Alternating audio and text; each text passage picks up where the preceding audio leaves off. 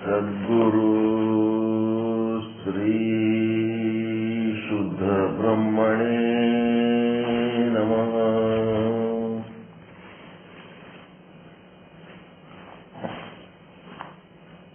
ಸಮಸ್ತ ಶುದ್ಧ ಬ್ರಹ್ಮ ಸ್ವರೂಪರಲ್ಲಿ ಅನಂತ ಅನಂತ ಪ್ರಣಾಮಗಳು. ಶ್ರೀ ವಿಚಾರ ಸಾಗರ ಸಾಧು ನಿಶ್ಚಲ್ ದಾಸ್ಜಿಯವರ ಗ್ರಂಥ 4ನೇ ತರಂಗ, ಉತ್ತಮ ಅಧಿಕಾರಿ ತತ್ವದೃಷ್ಟಿಗೆ ಉಪದೇಶ, 119ನೇ ವಿಷಯಾಂಕ. ಆತ್ಮವಿಮುಖತೆಯಲ್ಲಿ 2 ಪ್ರಕಾರ, ಅಂದರೆ ಸಂಸಾರದಲ್ಲಿ 2 ಪ್ರಕಾರ. ಒಂದು ಜ್ಞಾನಿಯ ಸಂಸಾರ, ಇನ್ನೊಂದು ಅಜ್ಞಾನಿಯ ಸಂಸಾರ. ಜ್ಞಾನಿಯ ಸಂಸಾರ ಹೆಂಗಿರ್ತದ ಅನ್ನೋದ್ರ ಬಗ್ಗೆ ಚರ್ಚೆ ಮಾಡ್ತಾ ಇದ್ದೀರಿ. ಜ್ಞಾನಿಯ ಸಂಸಾರ ಮತ್ತು ಅಜ್ಞಾನಿಯ ಸಂಸಾರ ಎರಡರಲ್ಲೂ ಕೂಡ ವಿಷಯ ಭೋಗದ ಸುಖ ಇರುತ್ತದೆ. ಆದರೆ ಜ್ಞಾನಿ ತನ್ನ ವಿಷಯ ಭೋಗದಿಂದ ಉಂಟಾಗುವ ಸುಖ ಅದು ತನ್ನಿಂದ, ತನ್ನ ಆತ್ಮದಿಂದಲೇ, ಸ್ವರೂಪದಿಂದಲೇ ಉಂಟಾಗಿದ್ದು ಅಂತ ತಿಳ್ಕೊತಾನ. ಆದರೆ ಅಜ್ಞಾನಿಯಾದವನು ಆ ವಿಷಯ ಭೋಗದಿಂದ ಸುಖ ಉಂಟಾದಾಗ ಅದು ವಿಷಯದಿಂದಲೇ ತನಗೆ ಸುಖ ಆಯಿತು ಅಂತ ತಿಳ್ಕೊಂಡಿರ್ತಾನೆ. ಅದಕ್ಕೆ ಸಂಬಂಧಪಟ್ಟಂತೆ ಕೆಲವೊಂದು ದೃಷ್ಟಾಂತಗಳನ್ನು ಕೊಡ್ತಾ ಇದ್ದಾರೆ. 1ನೇ ದೃಷ್ಟಾಂತ, ಗೊತ್ತಿದ್ದು ಕಳ್ಳನ ಸಂಘ ಮಾಡಿದಂತೆ. ಗೊತ್ತಿದ್ದು ಕಳ್ಳನ ಸಂಘ, ಕಳ್ಳ ಅಂತ ಗೊತ್ತಾದ್ಮೇಲೆ ಅವನ ಸಂಘದಲ್ಲಿದ್ದಾಗ ಆತನಿಂದ ಏನಾದರೂ ವಿತ್ತ, ಅಂದ್ರೆ ಸಂಪತ್ತು ಅಪಹರಣ ಆಗಬಾರದು ಅಂತ ಹೇಳಿ ಎಚ್ಚರಿಕೆಯಲ್ಲಿ ಹುಷಾರಾಗಿರು. ಅದೇ ರೀತಿ ಬ್ರಹ್ಮಜ್ಞಾನಿ ಆದವನ್ ಹೆಂಗಿರ್ತಾನಂದ್ರ ಸಂಸಾರ ಸಂಘ ಮಾಡ್ತಾನ, ಆದ್ರ ಆತನ ಚಿತ್ತ ಸಂಸಾರದಲ್ಲಿರಂಗಿಲ್ಲ. ಚಿತ್ತ ಬ್ರಹ್ಮಜ್ಞಾನದಲ್ಲಿರ್ತದ. ಅವನು ಭೌತಿಕವಾಗಿ ಸಂಸಾರದಲ್ಲಿದ್ರೂ ಸಹಿತ ಆತನ ಚಿತ್ತ ಮಾತ್ರ ಬ್ರಹ್ಮಜ್ಞಾನದಾಗಿರ್ತದ. ಅದಕ್ಕೆ ಸಾಕಷ್ಟು ಉದಾಹರಣೆಗಳನ್ನು ಕೊಟ್ಟು ಜನಕ ಮಹಾರಾಜನ ಮತ್ತು ಶುಕ ಮುನಿಗಳ ಒಂದು ಪ್ರಸಂಗ, ಏನೆಲ್ಲ ಭೋಗ ನನ್ನ ಸುತ್ತ ಇದ್ರೂ ಸಹಿತ ನನ್ನ ಚಿತ್ತ ಮಾತ್ರ ಶುದ್ಧ ಬ್ರಹ್ಮಜ್ಞಾನದಾಗಿರ್ತದ ಅನ್ನಂತ ವಿಚಾರ ಹೆಂಗೆ ತಿಳಿಸಿಕೊಟ್ರು. ಹಾಗೆ ಬ್ರಹ್ಮಜ್ಞಾನಿಯ ಚಿತ್ತ ಶುದ್ಧವಾಗಿರ್ತದ, ನಿಶ್ಚಲವಾಗಿರ್ತದ, ಸದಾ ಕಾಲ ಬ್ರಹ್ಮ ಸ್ವರೂಪದ ಒಂದು ಆನಂದದ ಅನುಭವದಲ್ಲಿರ್ತದೆ.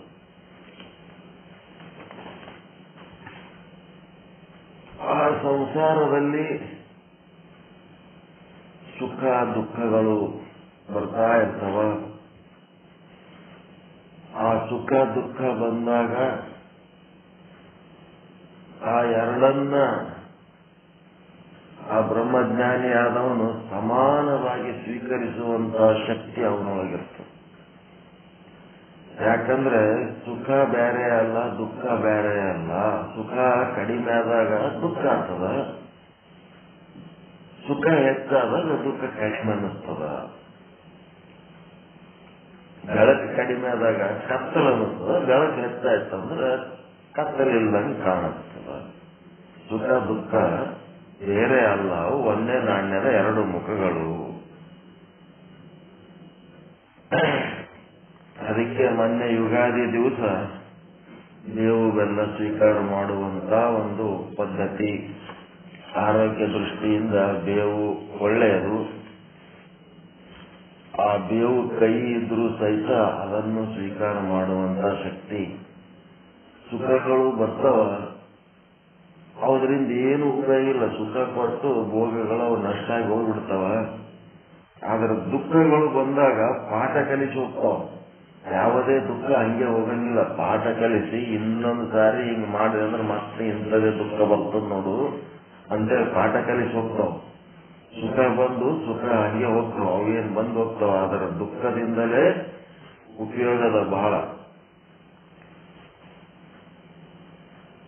ಅದಕ್ಕೆ ಸುಖ ದುಃಖಗಳನ್ನ ಸಮಾನವಾಗಿ ಸ್ವೀಕಾರ ಮಾಡಬೇಕು. ಅದರ ಬಗ್ಗೆ ದುಃಖ ಬೇಡ ಸುಖ ಬೇಕು ಅಂತ ಅಂದ್ರ ಆಗಂಗಿಲ್ಲ.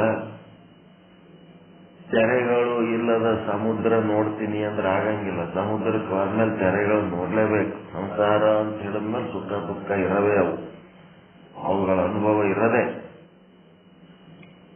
ಅದಕ್ಕೆ ಅಕ್ಕ ಮಹಾದೇವಿ ಏನ್ ಹೇಳ್ತಾಳ, ಬೆಟ್ಟದ ಮೇಲೊಂದು ಮನೆಯ ಮಾಡಿ ಮೃಗಗಳಿಗೆ ಅಂಜಿದಡೆಂತಯ್ಯ.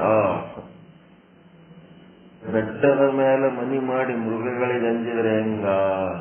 ಮೃಗಗಳು ಅವು ಬೆಟ್ಟದಾಗೆ ಬದುಕ್ತಿರ್ತವ.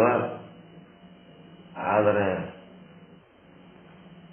ಆ ಮೃಗಗಳನ್ನು ನೋಡಿ ಬೇರೆ ಜೀವಿಗಳು ಏನಾರ ಅಂಜಬಹುದು, ಬೆಟ್ಟ ಏನಾರ ಅಂಜುತ್ತದೇನ್ರಿ? ಮೃಗಗಳಿಗೆ ಬೆಟ್ಟ ಅಂಜುತ್ತದೇನು? ಮೃಗಗಳಿಂದ ಬೆಟ್ಟಕ್ಕೆ ಯಾತರ ಅಂಜಿಕೆ? ಹಂಗೇನಾಗಬೇಕು, ಬೆಟ್ಟ ಆಗಿಬಿಡ್ಬೇಕಂತ ಹೇಳ್ತಾರವರು. ಕಲ್ಲಾಗು ಕಷ್ಟಗಳ ಮಳೆಯ ವಿಧಿ ಸುರಿಯೇ. ಮಂಕುತಿ ಮುಂದವ ಇಲ್ಲ, ಎಲ್ಲ ಸಕ್ಕರೆಯಾಗು ದೀನ ದುರ್ಬಲರಿಂಗೆ. ಎಲ್ಲರೊಳಗೊಂದಾಗು ಮಂಕುತಿಮ್ಮ. ಎಲ್ಲರೊಳಗೊಂದಾಗು ಅಂತಂದ್ರೆ ಎಲ್ಲರೊಳಗಿರುವಂತ ಬ್ರಹ್ಮ ಸ್ವರೂಪವ ಚೈತನ್ಯ ಏನದಲ್ಲ ಅದೇ ನೀನಾಗು. ಎಂತ ಒಂದು ಕಗ್ಗದ ವಿಷಯ ಬರೆದರವರು.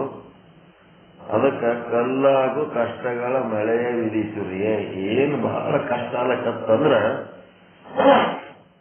ಏನ್ ಮಾಡ್ಬೇಕಪ್ಪ ಅಂದ್ರ ಕಲ್ಲಾದಂಗ ಆಗ್ಬಿಡ್ಬೇಕು. ಎಲ್ಲಾ ಗುಡಿ ಒಳಗ ಮೂರ್ತಿ ಎದುರು ಅದಾವ. ಎದ್ರ ಮೂರ್ತಿ ಅವ್ರಿ? ಎಲ್ಲಾ ಗುಡಿ ಒಳಗ್ ಬಾದ್ರ, ಯಾವ ಗುಡಿಯಾಗ ಬಾದ್ರ ಮೂರ್ತಿ ಎದುರು ಅದಾವ, ಕಲ್ಲಿನೂ ಅದಾವ. ಸಂಸಾರ ಹಿಡ್ಕೊಂಡಿವಿ, ಬಹಳ ಕಷ್ಟ ಅದ. ಅದಕ್ಕ ನೀ ಏನಾಗಪ್ಪ, ಫಸ್ಟ್ ನೀ ಕಲ್ಲಾಗು. ಇಲ್ಲಿ ಬಂದು ನೀ ನನಗೆ ಬೇಡ್ಕೊತ್ ಕೂತ್ರಿ ಏನ್ ಮಾಡ್ಲಿ? ನೀನ್ ಕಲ್ಲಾಗ ಬಿಟ್ರು ನನಗ್ ಕೇಳ್ಕೊತ್ ಕೂತ್ರು ನಾ ಏನ್ ಮಾಡ್ಲಿ? ಫಸ್ಟ್ ನನ್ನಂಗ ನೀ ಮೊದಲು ಕಲ್ಲಾಗಲ್ತೇನೆ. ಅದೇ ಮೆಸೇಜ್ ಕೊಡ್ತಾವೆಲ್ಲ ಅಷ್ಟು. ಕಲ್ಲಾಗು ಮೊದಲು, ನೀನು ಕಲ್ಲಾಗು. ಕಲ್ಲಾಗು ಕಷ್ಟಗಳ ಮಳೆ ವಿಧಿ ಸುರಿಯ. ನೀ ಎಲ್ಲಿ ತನಕ ಕಲ್ಲಾಗಲ್ಲ, ಎಲ್ಲಿ ತನಕ ಗಟ್ಟಿ ಆಗಲ್ಲ, ಅಲ್ಲಿ ತನಕ ದುಃಖಿನೇ ನೀನು.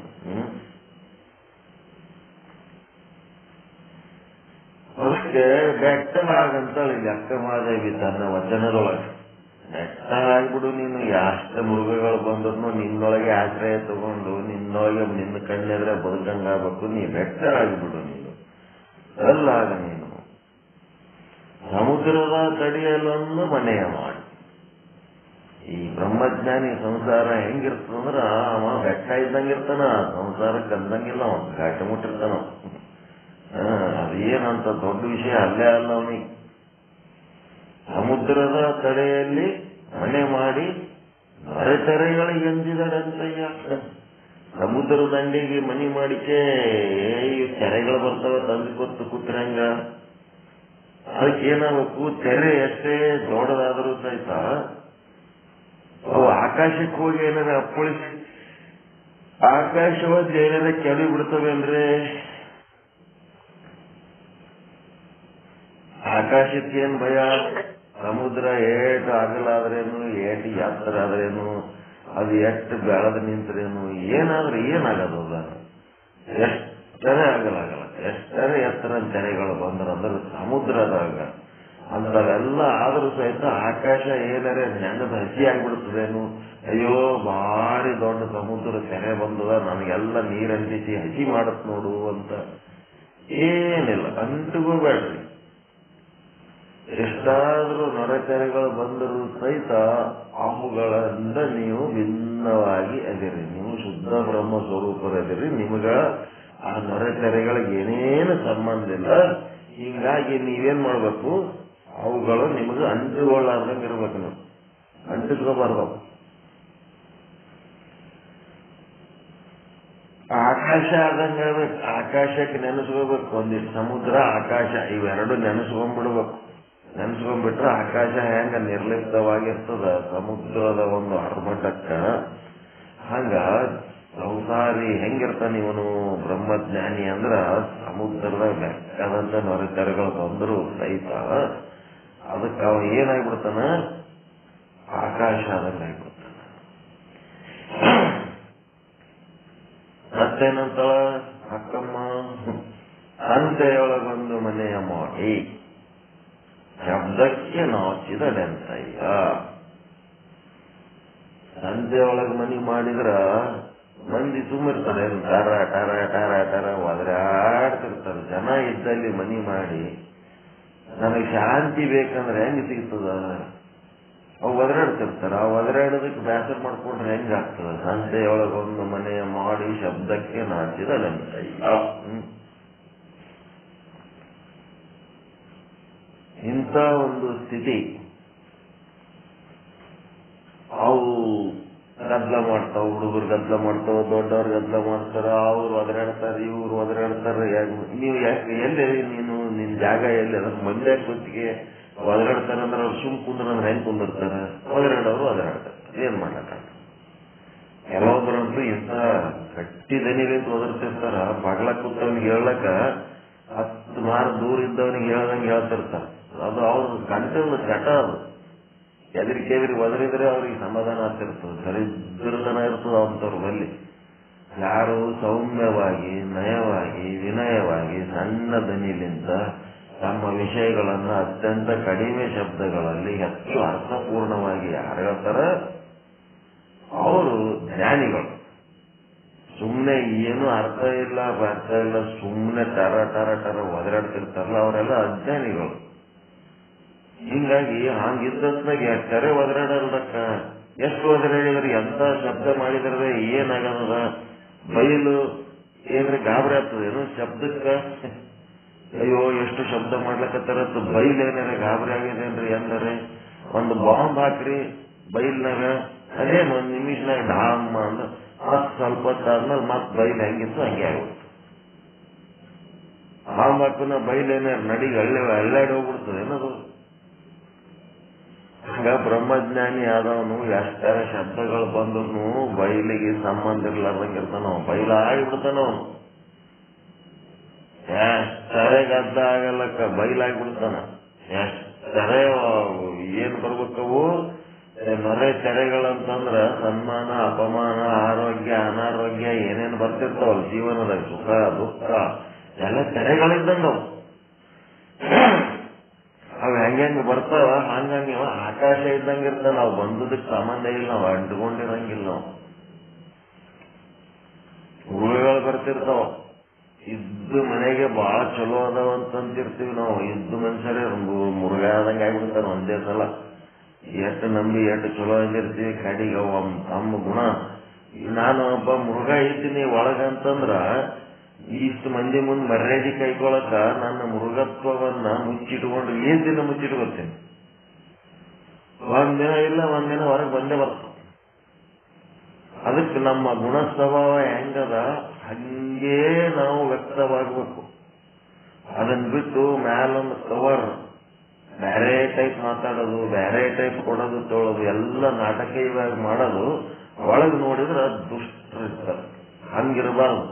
ನಿಮ್ ಸ್ವಭಾವ ಹೇಗದ ಹಂಗೆ ನಡ್ಕೊಳ್ರಿ. ನಿಮ್ ಮಾತುಗಳು ಎಂತ ಸ್ಟೈಲ್ ಅವ ಹಂಗೆ ಮಾತಾಡ್ರಿ.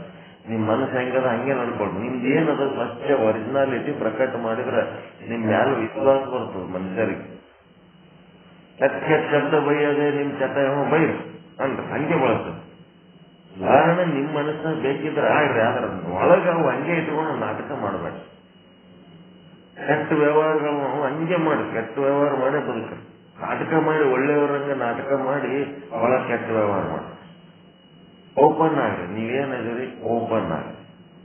ಓಪನ್ ಆದ್ರೆ ಏನಾಗ್ತದ, ಅದರಿಂದ ಏನಾಗ್ತದ ಅಂದ್ರ ವಿಶ್ವಾಸ ಜಾಸ್ತಿ ಆಗ್ತದೆ. ಇವ್ರ ಸ್ವಭಾವ ಹಿಂಗದಪ್ಪ, ಇವ್ರ ಸ್ವಭಾವ ಹಿಂಗದಪ್ಪ ಅಂತ ಅಂತೇಳಿ. ನಮ್ದು ಸ್ವಭಾವನೇ ಬೇರೆ, ನಾವು ನಡ್ಕೊಳ್ಳೋದೇ ಬೇರೆ ಆದ್ರೆ ಜನರಿಗೆ ಕನ್ಫ್ಯೂಸ್ ಆಗ್ತದೆ. ಬೆಳ್ಳಿ ಎತ್ತಿನ ಮರೆಯಲ್ಲಿರ್ದು ಹುಲ್ಲೆಗೆ ಅಂಬು ತೊಡುವರಯ್ಯ.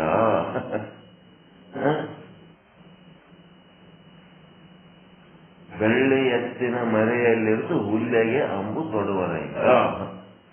ಕಳ್ಳ ಆದರಿಗರು ಲಿಂಗ ಪೂಜೆ ಮಾಡಿಕೊಳ್ಳುವರಯ್ಯ ಅಂತ ಒಂದ್ ಕಡೆ ಬಸವಣ್ಣವ್ರ ವಚನ. ಲಿಂಗ ಪೂಜೆ ಮಾಡ್ಕೋತಾರ, ಭಾರಿ ಭರ್ಜರಿ ಲಿಂಗ ಪೂಜೆ ಮಾಡ್ಕೋತಿರ್ತಾರ. ಒಳಗ ಭಾರಿ ಕೆಟ್ಟ ಸ್ವಭಾವ, ದುಷ್ಟ ಸ್ವಭಾವ ಎಲ್ಲಾ ಇರ್ತದ. ಮ್ಯಾಲ ಲಿಂಗ ಪೂಜೆ ಮಾಡ್ಕೊಂಡ್ಮೇಲೆ ಸಮಾಜ ಏನ್ ಮಾಡ್ತದ, ಭಾರಿ ಲಿಂಗ ಪೂಜೆ ಮಾಡ್ಕೊಂಡು ಒಳ್ಳೆ ಸಾತ್ವಿಕ ಮನುಷ್ಯ ಅಂತ ನಂಬುದು. ಬಸವಣ್ಣವ್ರ ವಚನ ಅದ ನೋಡ್ರಿ, ಮೈತಾ ಬೈದರ ಲಿಂಗ ಪೂಜೆ ಮಾಡ್ಕೋಬೇಕಾದ್ರೆ ಎಷ್ಟು ಸ್ವಚ್ಛ ಇರ್ಬೇಕು ನನ್ನ ಮಕ್ಕಳ್ರೆ. ಕಳ್ಳ ಹಾದರಿಗರಾಗಿ ಲಿಂಗ ಪೂಜೆ ಮಾಡ್ಕೊಂಡು ಮಂದಿಗೆ ಯಾಕೆ ಮೋಸ ಮಾಡ್ತೀರಿ ಅಂತ ಬೈತಾರ ಅವ್ರು. ಬೆಳ್ಳಿ ಎತ್ತಿನ ಮರೆಯಲ್ಲಿರ್ದು ಹುಲ್ಲೆಗೆ ಅಂಬು ತೊಡುವರಯ್ಯ. ಒಂದು ಎತ್ತು ಮೈಲಕತ್ತದ, ಚಂದ ಮೈಲಕತ್ತದ, ಹುಲ್ಲು ಮೈಲ್ಕೋತದ. ಆ ಎತ್ತಿನ ಬಗ್ಲಾಗ ಚಿಗರಿ ಬಂದು ಓಡಾಡೋದಕ್ಕೆ ಏನು ಅಬ್ಜೆಕ್ಷನ್ ಇಲ್ಲ. ಚಿಗರಿನೂ ಸಸ್ಯಾಹಾರಿ, ಹುಲ್ಲೆ ಅಂದ್ರೆ ಚಿಗರಿ. ಒಂದು ಚಿಗರಿ ಅದ, ಚಿಗರಿನೂ ಸಸ್ಯಾಹಾರಿ ಅದ, ಅಲ್ಲಿ ಎತ್ತನೂ ಸಸ್ಯಾಹಾರಿ ಅದ. ಅದು ಹುಲ್ಲು ಮೈಲಕತ್ತದ, ಇದು ಹುಲ್ಲು ಮೈಲಕತ್ತದ. ಇವ ಬೇಟೆಗಾರ ಆದವನು ಏನ್ ಮಾಡ್ಯಾನ, ಆ ಎತ್ತಿನ ಬಗ್ಲಾಗ ಬೆಳ್ಳಿ ಎತ್ತಿನ ಮರಿಯಲ್ಲಿರ್ದು ಆ ಎತ್ತಿನ ಮರಿಗೆ ಕೂತಾನಿವ. ಎತ್ತಿನ ಮರಿಗೆ ಕೂತು ಏನ್ ಮಾಡ್ಲಕತ್ತಾನ, ಆ ಚಿಗರಿಗೆ ಬೇಟೆ ಆಡ್ಲಕತ್ತಾನ. ಆ ಚಿಗರಿಗೆ ಬೇಟೆ ಆಡಿದ್ರೆ ಏನಾಗ್ತದ, ಆ ಚಿಗರಿ ಏನ್ ಮಾಡ್ಯದ, ಎತ್ತನ್ನ ನಂಬ್ಯಾದ. ಅದೇ ರೀತಿ ಸಮಾಜ ಅನ್ನೋದು ಯಾರನ್ನ ನಂಬ್ಯಾದ, ಲಿಂಗ ಪೂಜೆ ಮಾಡ್ಕೊಳ್ಳೋ ಒಂದು ಸಂಸ್ಕಾರವನ್ನು ನಂಬ್ಯಾದ. ಲಿಂಗ ಪೂಜೆ ಮಾಡ್ಕೊಳ್ಳೋ ಒಬ್ಬ ಸಾತ್ವಿಕ ವ್ಯಕ್ತಿ, ಧಾರ್ಮಿಕ ವ್ಯಕ್ತಿ, ಒಳ್ಳೆ ಮನುಷ್ಯ, ಲಿಂಗವಂತ ಅಂತೇಳಿ ನಂಬ್ಯಾದ ಸಮಾಜ. ನಮ್ಗೆ ಏನ್ ಮಾಡ್ಯದ, ಅತಿನೇ ನಿಶ್ಚಿಂತದ, ಇವನ್ನಿಂದ ನಮ್ಗೇನು ಅಪಾಯ ಇಲ್ಲ ಅಂತ ಹೇಳಿ ಅದು ನಿಶ್ಚಿಂತೆಯಾಗಿ ತನ್ನ ಪಾಡಿಗೆ ತಾನದ. ಅವನು ಒಳಗೇನದನ, ಆ ಲಿಂಗ ಪೂಜೆ ಮಾಡ್ಕೊಳ್ಳೋದ್ರ ಹಿಂದ ಒಬ್ಬವ ಕಳ್ಳ ಹಾದರಿಗ ಅದನ. ಆ ಕಳ್ಳ ಹಾದರಿಗೆ ಏನ್ ಮಾಡ್ತಾನ, ಮ್ಯಾಲ ಲಿಂಗ ಪೂಜೆ ಮಾಡ್ತಾನ, ಒಳಗ ಇಂಥ ಕೆಲಸ ಮಾಡ್ಬಿಡ್ತಾನ. ಇದನ್ನ ಭೇಟಿ ಆಡ್ಬಿಡ್ತಾನ ಸಮಾಜವನ್ನು. ನನ್ಗೇನ್ ಬೇಕದು ಮಾಡ್ಕೊಂಡ್ಬಿಡ್ತಾನ. ಇದು ಹೆಂಗದಪ್ಪ ಅಂತಂದ್ರೆ, ಏನು ಸ್ವಭಾವದ ಅದರಂಗೆ ಓಪನ್ ಆಗಿರ್ಲಿ. ಅದಕ್ಕೆ ಬೆಟ್ಟದ ಮೇಲೊಂದು ಮನೆಯ ಮಾಡಿ ಮೃಗಗಳಿಗೆ ಅಂಜಿದನಂತಯ್ಯ. ಮೃಗದ ಸ್ವಭಾವ ಇತ್ತಂದ್ರೆ ಮೃಗದಂತೆ ವ್ಯಕ್ತ ಆಗಬೇಕು. ವ್ಯಕ್ತ ಆದ್ರ ಜನರಿಗೇನು ಇವ್ರ ಸಂಗತಿ ಹೆಂಗ್ ನೋಡ್ಕೋಬೇಕನ್ನೋದು ಒಂದು ಐಡಿಯಾ ಸಿಗ್ತದೆ. ಹೊರಗೊಂದು ಈಗಂತೂ ಬಹಳ ಬುದ್ಧಿವಂತರು ಬಂದ್ಬಿಟ್ಟಾರ. ಬುದ್ಧಿಗೇಡಿಗಳು ಒಳಗ ಇದ್ರು ಸಹಿತ ಬುದ್ಧಿವಂತಿಕೆ ನಾಟಕ ಮಾಡ್ತಾರ. ಎಲ್ಲೋ ಒಂದ್ ಕಡೆ ಸಿಗೊಂಬಿಡ್ತಾರ. ಅತಿ ಬುದ್ಧಿವಂತಿಕೆ ಪ್ರದರ್ಶನ. ಹೆಣ್ಣು ಹುಡುಗರು ಹಂಗೆ ಆಗ್ಯಾವ, ಗಂಡು ಹುಡುಗರು ಹಂಗೆ ಆಗ್ಯಾವ. ಬಹಳ ಶಾಣೆತನದ ಮಾತಾಡ್ತಾರೆ. ನೋಡಿದ್ರೆ ಏನ್ ಭಾರಿ ದೊಡ್ಡ ಸ್ಕಾಲರ್ ಇದ್ದಂಗ, ಒಳಗೆ ಏನೇನೂ ಇಲ್ಲ, ಸಂಸ್ಕಾರ ಇಲ್ಲ, ಸಂಸ್ಕೃತಿ ಇಲ್ಲ. ಮ್ಯಾಲ ನೋಡಿದ್ರೆ ಏನ್ ಬೇಕಾದ್ರೆ ಮಾತಾಡ್ತಾರೆ, ಹೆಂಗ ಬೇಕು ಹೆಂಗೆ ಇರ್ತಾರೆ. ಎಲ್ಲ ಸಮಾಜ ಎಲ್ಲ ಒಂದ್ ಕಡೆ ದಾರಿ ತಪ್ಪಿ ಒಂದು ಲೈನ್ದಾಗ ಇಲ್ಲ, ಹೊರಗೊಂದು ಒಳಗೊಂದು, ಹಿಂದೊಂದು ಮುಂದೊಂದು. ಅದಕ್ಕೆ ಈ ರೀತಿ ಸಂಸಾರದೊಳಗ ಬ್ರಹ್ಮಜ್ಞಾನಿ ಆದವನು ಹೆಂಗಿರ್ತಾನ, ಸುಖ ದುಃಖಗಳು ಬಂದ್ರೆ ಸಮಾನವಾಗಿ ಸ್ವೀಕಾರ ಮಾಡುವಂತ ಒಂದು ಮನೋಬಲ ಉಳ್ಳವನಾಗಿರ್ತಾನ. ಮತ್ತೆ ಇದೇ ರೀತಿ ಸಾಕಷ್ಟು ನೈತಿಕ ವಿಚಾರಗಳು ಹೇಳ್ಕೊತ ಹೋಗ್ಬೋದು. ನಿನ್ನೆ ದಿವಸ ಏನ್ ಹೇಳಿದ್ರು, ಬದ್ಧ ಮುಕ್ತ ಮಹಿಪಾಲನಂತೆ. ಮಹಿಪಾಲನ ರಾಜ, ಇನ್ನೊಬ್ಬ ರಾಜನ ಸಂಗಟ ಯುದ್ಧ ಆಯ್ತು. ಯುದ್ಧ ಆದತ್ನಾಗ ಈ ರಾಜ ಸೋತ ರಾಜ ಏನಾದ, ಬದ್ಧನಾದ. ಆ ಗೆದ್ದ ರಾಜಾಗ ಕರುಣೆ ಉಂಟಾಗಿ ಅವನು ನನ್ನಂಗೆ ಒಬ್ಬ ಮನುಷ್ಯ ಅದನ, ಅದಕ್ಕೆ ನಾನೇನ್ ಮಾಡ್ಬೇಕು, ಅವನಿಗೊಂದು 5 ಹಳ್ಳಿ ಕೊಟ್ಟು ಅಷ್ಟ್ರಾಗೆ ರಾಜಕೀಯ ಮಾಡ್ಕೊಂಡಿರಪ್ಪ ಅಂತ ಹೇಳಿ ಕೊಟ್ಟ. ಇಲ್ಲ ಈಗ ಒಬ್ಬ ಗಂಗಾಧರ ಗುರುಗಳು ಹೇಳಿದ್ರು, ರಾಜ್ಯ ಹೋಗಿದ್ದಕ್ಕೆ ದುಃಖ ಪಡಬೇಕು, 5 ಹಳ್ಳಿ ಸಿಕ್ಕಿದ್ದಕ್ಕೆ ಸಂತೋಷ ಪಡಬೇಕು. ಅಂದ್ರೆ ಸಿಕ್ಕಿದ್ದರಲ್ಲಿ ಸಂತೋಷ ಪಡುವಂತ ಗುಣ ಪಾಲಿಗೆ ಬಂದದ್ದು ಪಂಚಾಮೃತ ಅಂತಾರಲ್ಲ, ಅಂತ ಒಂದು ಸದ್ಗುಣ ಏನಾಯ್ತು ಆ ಒಂದು ಬ್ರಹ್ಮಜ್ಞಾನಿ ಒಳಗಿರ್ತು. ಎಂಥದೇ ಹಾಕಿರ್ಲಕ್ಕ ಗಂಟು ಬಿದ್ದದ, ಗಾಂಡಿ ಒಯ್ದು ಮುಟ್ಟಿಸ್ಬೇಕು, ಎಂಥದೇ ಹಾಕಿರ್ಲಕ್ಕ ಹುಟ್ಟ್ಯದ, ಇದಕ್ಕೊಂದು ರೂಪ ಕೊಡಬೇಕು ಅನ್ನೋದಿರ್ತು. ಹೆಂಗ್ ಮಾಡ್ಬೇಕು, ಇಂಥ ದೊಡ್ಡ ಗುಣ ಬರ್ಬೇಕಾದ್ರ ಬ್ರಹ್ಮಜ್ಞಾನಿ ಆದ್ರೆ ಬರ್ತದೆ, ಇಲ್ಲಾಂದ್ರೆ ಬರಂಗಿಲ್ಲ.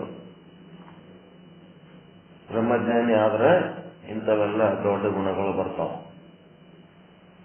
ಸಾಕ್ರಟೀಸನ್ ಹೆಣತಿ ಶಾಂತತಿ ಅಂತ ಇರ್ತಾವ, ಆಕಿ ನೋಡಿದ್ರೆ ಭಾರಿ ಸ್ಮಾರ್ಟ್ ಇರ್ತಾವ, ಇವ ನೋಡಿದ್ರೆ ಕೆಟ್ಟ ಕುರೂಪಿ ಇರ್ತಾನ.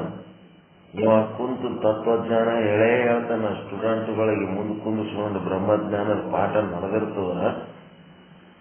ನಡೆದತ್ನಾಗ ಆಕಿ ಬಂದು ಏನೋ ಹೇಳ್ತಾಳ, ಇವ ಕೇಳದಂಗೆ ನಾಟಕ ಮಾಡ್ತಾನ. ಅದು ಸಂಸಾರ ಕಡೆ ಅವನಿಗೆ ಲಕ್ಷ್ಯನೇ ಇಲ್ಲ, ಬ್ರಹ್ಮಜ್ಞಾನದ ಕಡೆ ಲಕ್ಷ್ಯ. ಅವ ಏನ್ ಮಾಡ್ತಾನ, ಆಯ್ತಂತ ಹೇಳಿ ಬ್ರಹ್ಮಜ್ಞಾನದ ವಿಷಯನೇ ಹೇಳ್ತಾನ, ಬ್ರಹ್ಮಜ್ಞಾನದ ವಿಷಯನೇ ಎಕ್ಸ್ಪ್ಲೇನ್ ಮಾಡ್ತಾನೆ. 1 ಸಾರಿ ಬಂದವಳು, 2 ಸಾರಿ ಬಂದವಳು, 3 ಸಾರಿ ಬಂದವಳು, ಅಕ್ಕಿ ಮಾತಾವನಿಗೆ ಕೇಳಿಸ್ಲೇ ಇಲ್ಲ. ಇವ ಅದ್ರಾಗೆ ಮುಳುಗಿದ್ದ. ಕಡಿಗೆ ಏನ್ ಮಾಡ್ಬಿಟ್ಲು, ಇವನ್ ಮೈ ಮೇಲೆ ಅರಿವು ತರಬೇಕು ಅಂತಂದ್ರೆ ಏನ್ ಮಾಡ್ಬೇಕು,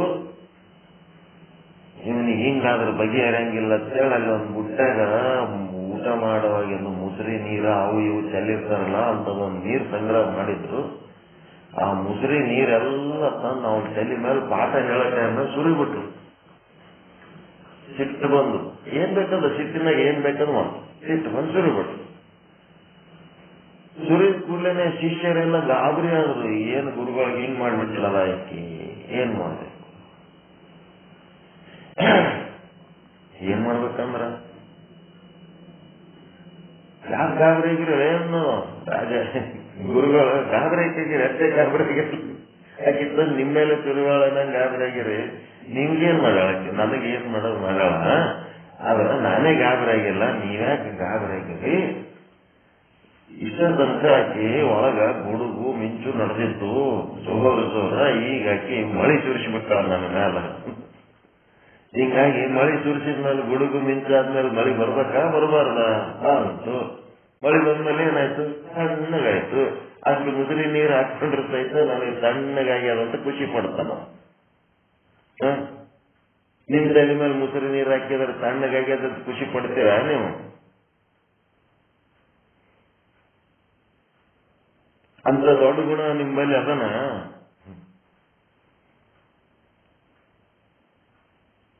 ಹಿಂಗ ಕಸ ಬೆಳೆ ಟೈಮ್ನಾಗ ಅವಕಾಶ ಬೇಕೋ ಬ್ಯಾಡೋ ಯಾವಾಗ ಟೆಸ್ಟ್ ಮಾಡ್ತಿರ್ತಾಳ, ಒಂಚೂರು ಕಾಲ್ ಟಚ್ ಮಾಡಿದ್ರೆ ಏನಾಗ್ತದೆ ಇವನಿಗೆ ನೋಡೋಣ.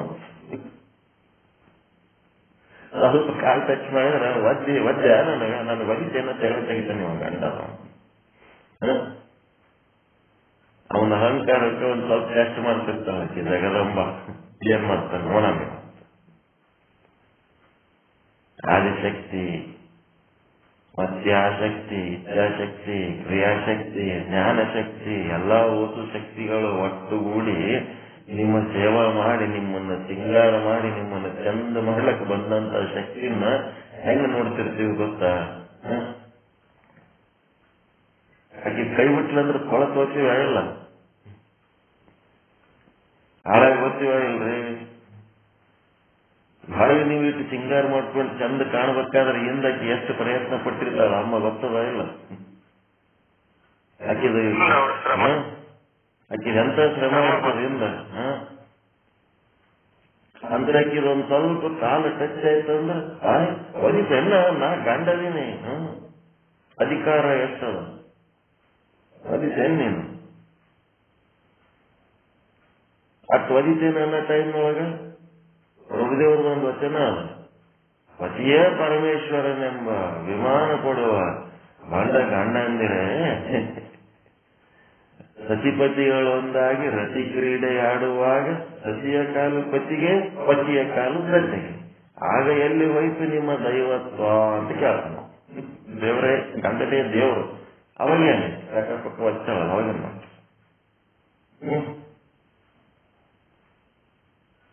ಅವಾಗ ದೇವ್ರು ಆಗಿರಂಗಿಲ್ಲ. ನೀವು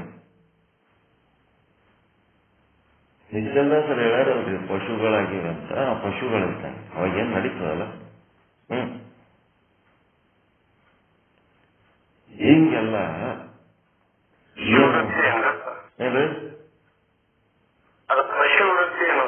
ಪಶು ಕನ್ಫ್ಯೂಷನ್ ಎಲ್ಲ ನಮ್ಗೆ ಹೆಂಗ್ ಬೇಕಾದ್ರೆ ಕನ್ಫ್ಯೂಷನ್ಗಳು. ಹೇಗಿದ್ದಾಗ ಒಂದು ರೀತಿ, ಬ್ಯಾಡಾದಾಗ ಇನ್ನೊಂದು ರೀತಿ. ಪಶುಗಳು ಒಂದಕ್ಕೊಂದು ಅಂದ್ರೆ ಏನಾಗಂಗಿಲ್ಲ. ಮನುಷ್ಯರು ಅಂದ್ರೆ ಒಂದು ಪಶುಗಳು. ಅದಕ್ಕ ಎಲ್ಲಾ ಸ್ಟೂಡೆಂಟ್ಗಳು ಕೂಡಿ ಹೇಳಿದ್ರಂತ, ಏನು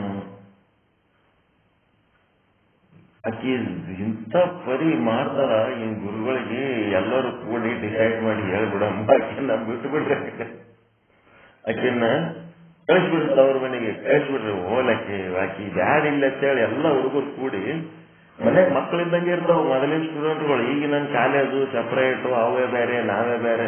ಮನಿ ಮಕ್ಕಳು ನಮ್ಮ ಕೈಯಾಗ ಓದೋ ಮಕ್ಕಳು ಬೇರೆ ಇರಂಗಿಲ್ಲ, ಒಂದೇ ಇರ್ತಾವ. ಓಸು ಕೂಡಿ ಅವನಿಗೆ ಹೇಳ್ಬಿಟ್ರು ಏನಂತ, ಸಾಕಾಗಿದ್ದಾಗ ಆಕಿನ ಕಳಿಸ್ಬಿಡ್ರಿ ಅವ್ರ ಮನೆಗೆ ಹೋಗ್ಲಕ್ಕ. ನಾವು ಆಕೆ ಇದ್ದ ಕೈಯಲ್ಲಿ ನಮ್ಗೆ ಹಿಂಗೆಲ್ಲ ಮಾಡ್ಲಕ್ಕ ಬೇಡ ಬೇಡ, ಗದ್ದ ನೋಡೋದೇ ಬೇಡ. ಸಾಕಾಗಿದ್ದನ ಅಲ್ರೇ, ಇಂಥದೊಂದು ತತ್ವಜ್ಞಾನಿನ ತಯಾರು ಮಾಡಿ ಕೊಡ್ಬೇಕಾದ್ರ ಆಕಿ ಶ್ರಮ ಏನದ ನಿಮ್ಗೆ ಏನ್ ಗೊತ್ತದ? ಆಕೆ ಆ ರೀತಿ ಇರೋದ್ರಿಂದೇ ನಾನು ತತ್ವಜ್ಞಾನಿ ಆಗೀನಿ. ಅಕಸ್ಮಾತ್ ಆಕಿ ಏನಾರ ಲವ್ಲಿ ಆಗಿದ್ದಳು, ಹಗ್ಗು ಕಿಸ್ಸು ಮತ್ತೇನ್ ಮಾಡ್ತಾರಲ್ಲ ಸೆಕೆಂಡು ಥ್ಯಾಂಕ್ ಯು ಸಾರಿ ಇವೆಲ್ಲ ಇದ್ದು ಅಂತಂದ್ರ ನಾನು ಆಕಿ ಸಂಗಟ ಇದ್ದು ಬಿಡ್ತಿದ್ದೆ, ಅದ್ರಾಗೆ ಮುಳುಗಿ ಬಿಡ್ತಿದ್ದೆ ಮೂವದಾಗ. ಹಾಗಾಗಿ ಏನಾಯ್ತು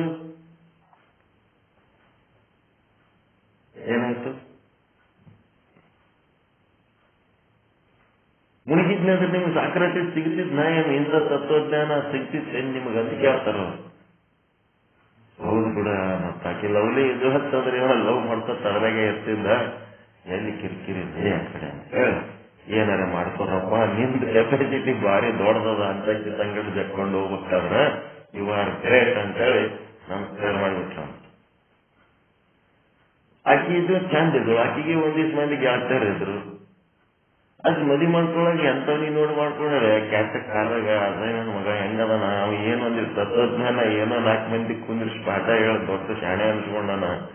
ದೇಶ ವಿದೇಶದಾಗ ಒಂದು ದೊಡ್ಡ ತತ್ವಜ್ಞಾನದ ಹೆಸರದ ಖರೆ, ಆದ್ರೆ ಏನು ಚಂದೇ ಇಲ್ಲ ಅಂತವ್ನಿ ಮಾಡ್ಕೊಂಡು ಏನ್ ಮಾಡ್ತಿ, ಬಿಟ್ಬಿಡು ಅಂತ ಆಕಿ ಗೆಳತಿಯರ ಹೇಳ್ತಿದ್ರ. ಆಕಿ ಬಿಟ್ಬಿಡು, ಚಂದನೋ ನೀ ನೋಡ್ ಮಾಡ್ಕೋ, ಏನು ಅವನ ಸಂಗತಿ ಸಾಯತಾನೆ ಇರ್ಬೇಕಂತ ಏನು ಪದ್ಧತಿ ಇಲ್ಲಲ್ಲ ನಂಬಲ್ಲಿ.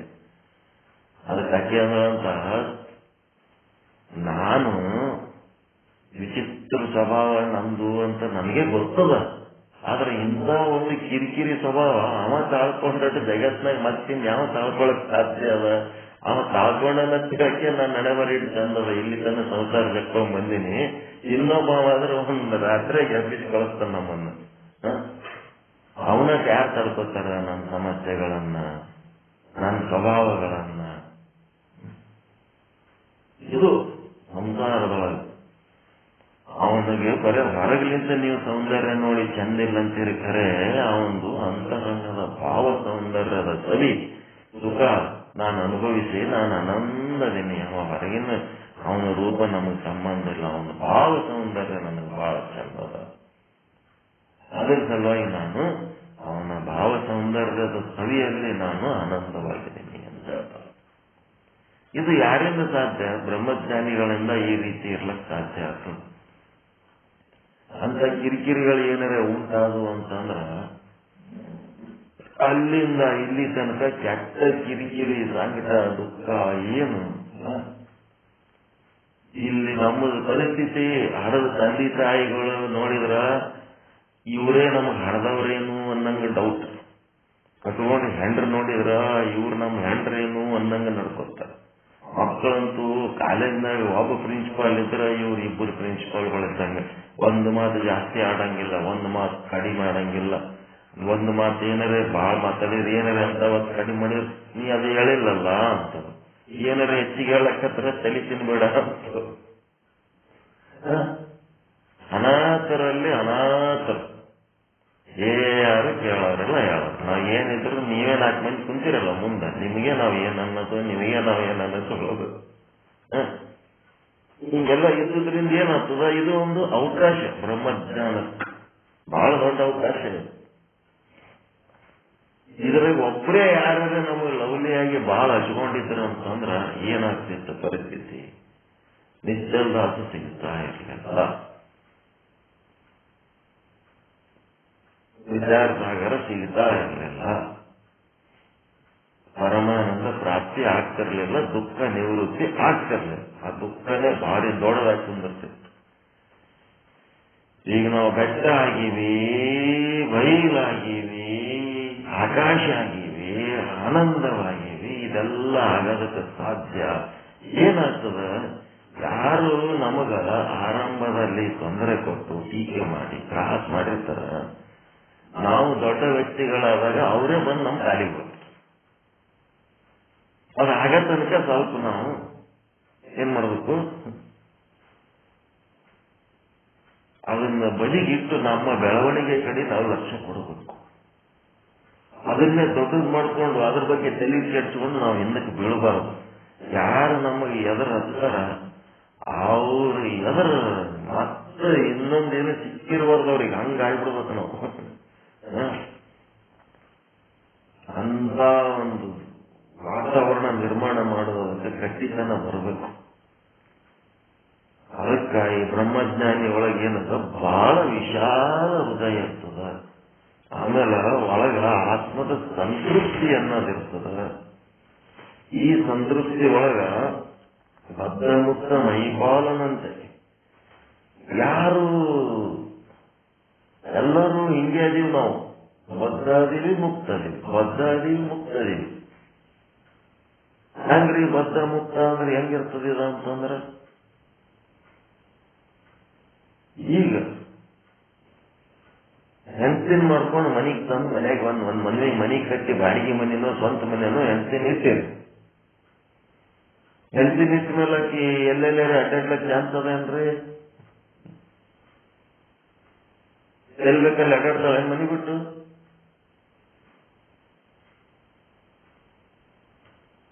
ಮನೆಗಿರ್ಬೇಕು, ಹೌದಿಲ್ಲ?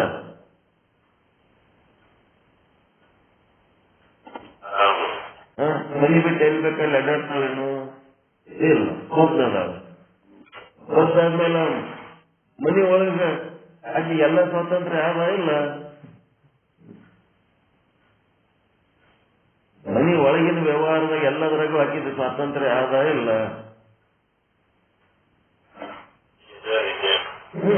ಬದ್ಧ ಮುಕ್ತ, ಮನೆ ಬಿಟ್ಟು ಎಲ್ಲಿ ಹೋಗಂಗಿಲ್ಲ.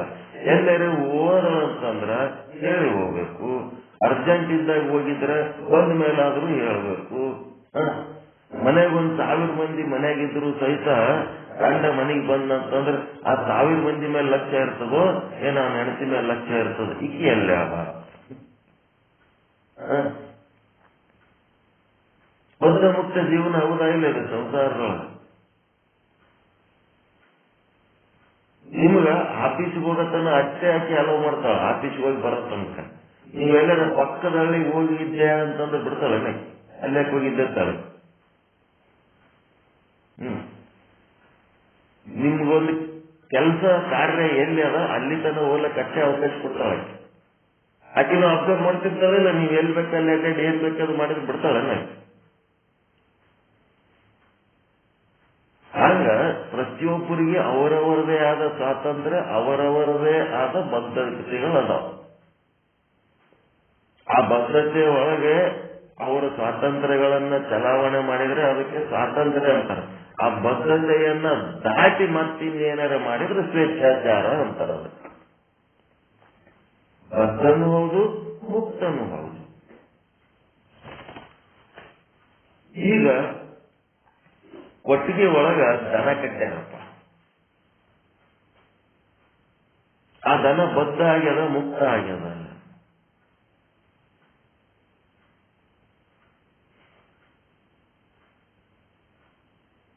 ಕೊಟ್ಟಿಗೆಯಾಗ ದನ ಕಟ್ಟ್ಯಾರ. ದನಕ್ಕೆ ಬದ್ಧ, ಪಾಶ ಬದ್ಧ ಅಂತಿರೋ, ಪಾಶ ಮುಕ್ತ ಏನಂತೀರ ಅದಕ್ಕೆ? ಪಾಶ ಬದ್ಧ, ಮುಕ್ತ ಇಲ್ಲ ಅದು.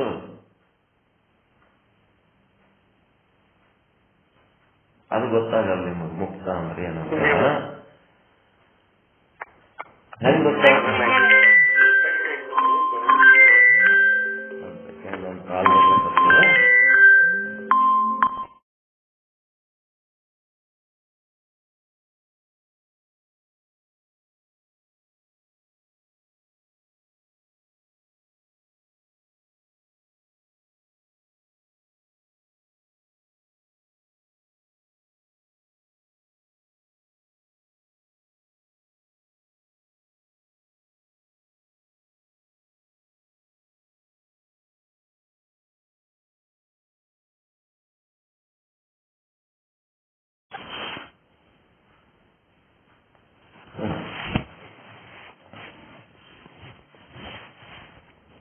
ಕಟ್ಟರೆ ಸ್ವಾಮಿಗಳು ಅವ್ರಿವ್ರು ಬಸವರಾಜಯ್ಯ ಬರೋದು ಬಿಟ್ಟಾರ. ಅದಕ್ಕೆ ಯಾಕೆ ಬಂದಿಲ್ಲ ಫೋನ್ ಹಚ್ಚಿದ್ದೆ.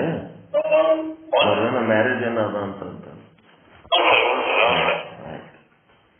ಅವ್ರಿಗೆ ನಮ್ಗೆ ಡೌಟ್ ಏನದ ಅಂತಂದ್ರ ಲಿಂಕ್ ಅವರಿಗೆ ಹೋಗಿ ಮುಟ್ಟ್ಯಾರ ಇಲ್ಲ ನಮ್ ಬಿದ್ರಿ ಅವ್ರದ್ದು. ಅದೇ ಡೌಟ್ನಾಗೆ ನಾವು ಫೋನ್ ಮಾಡಕತ್ತೀವಿ.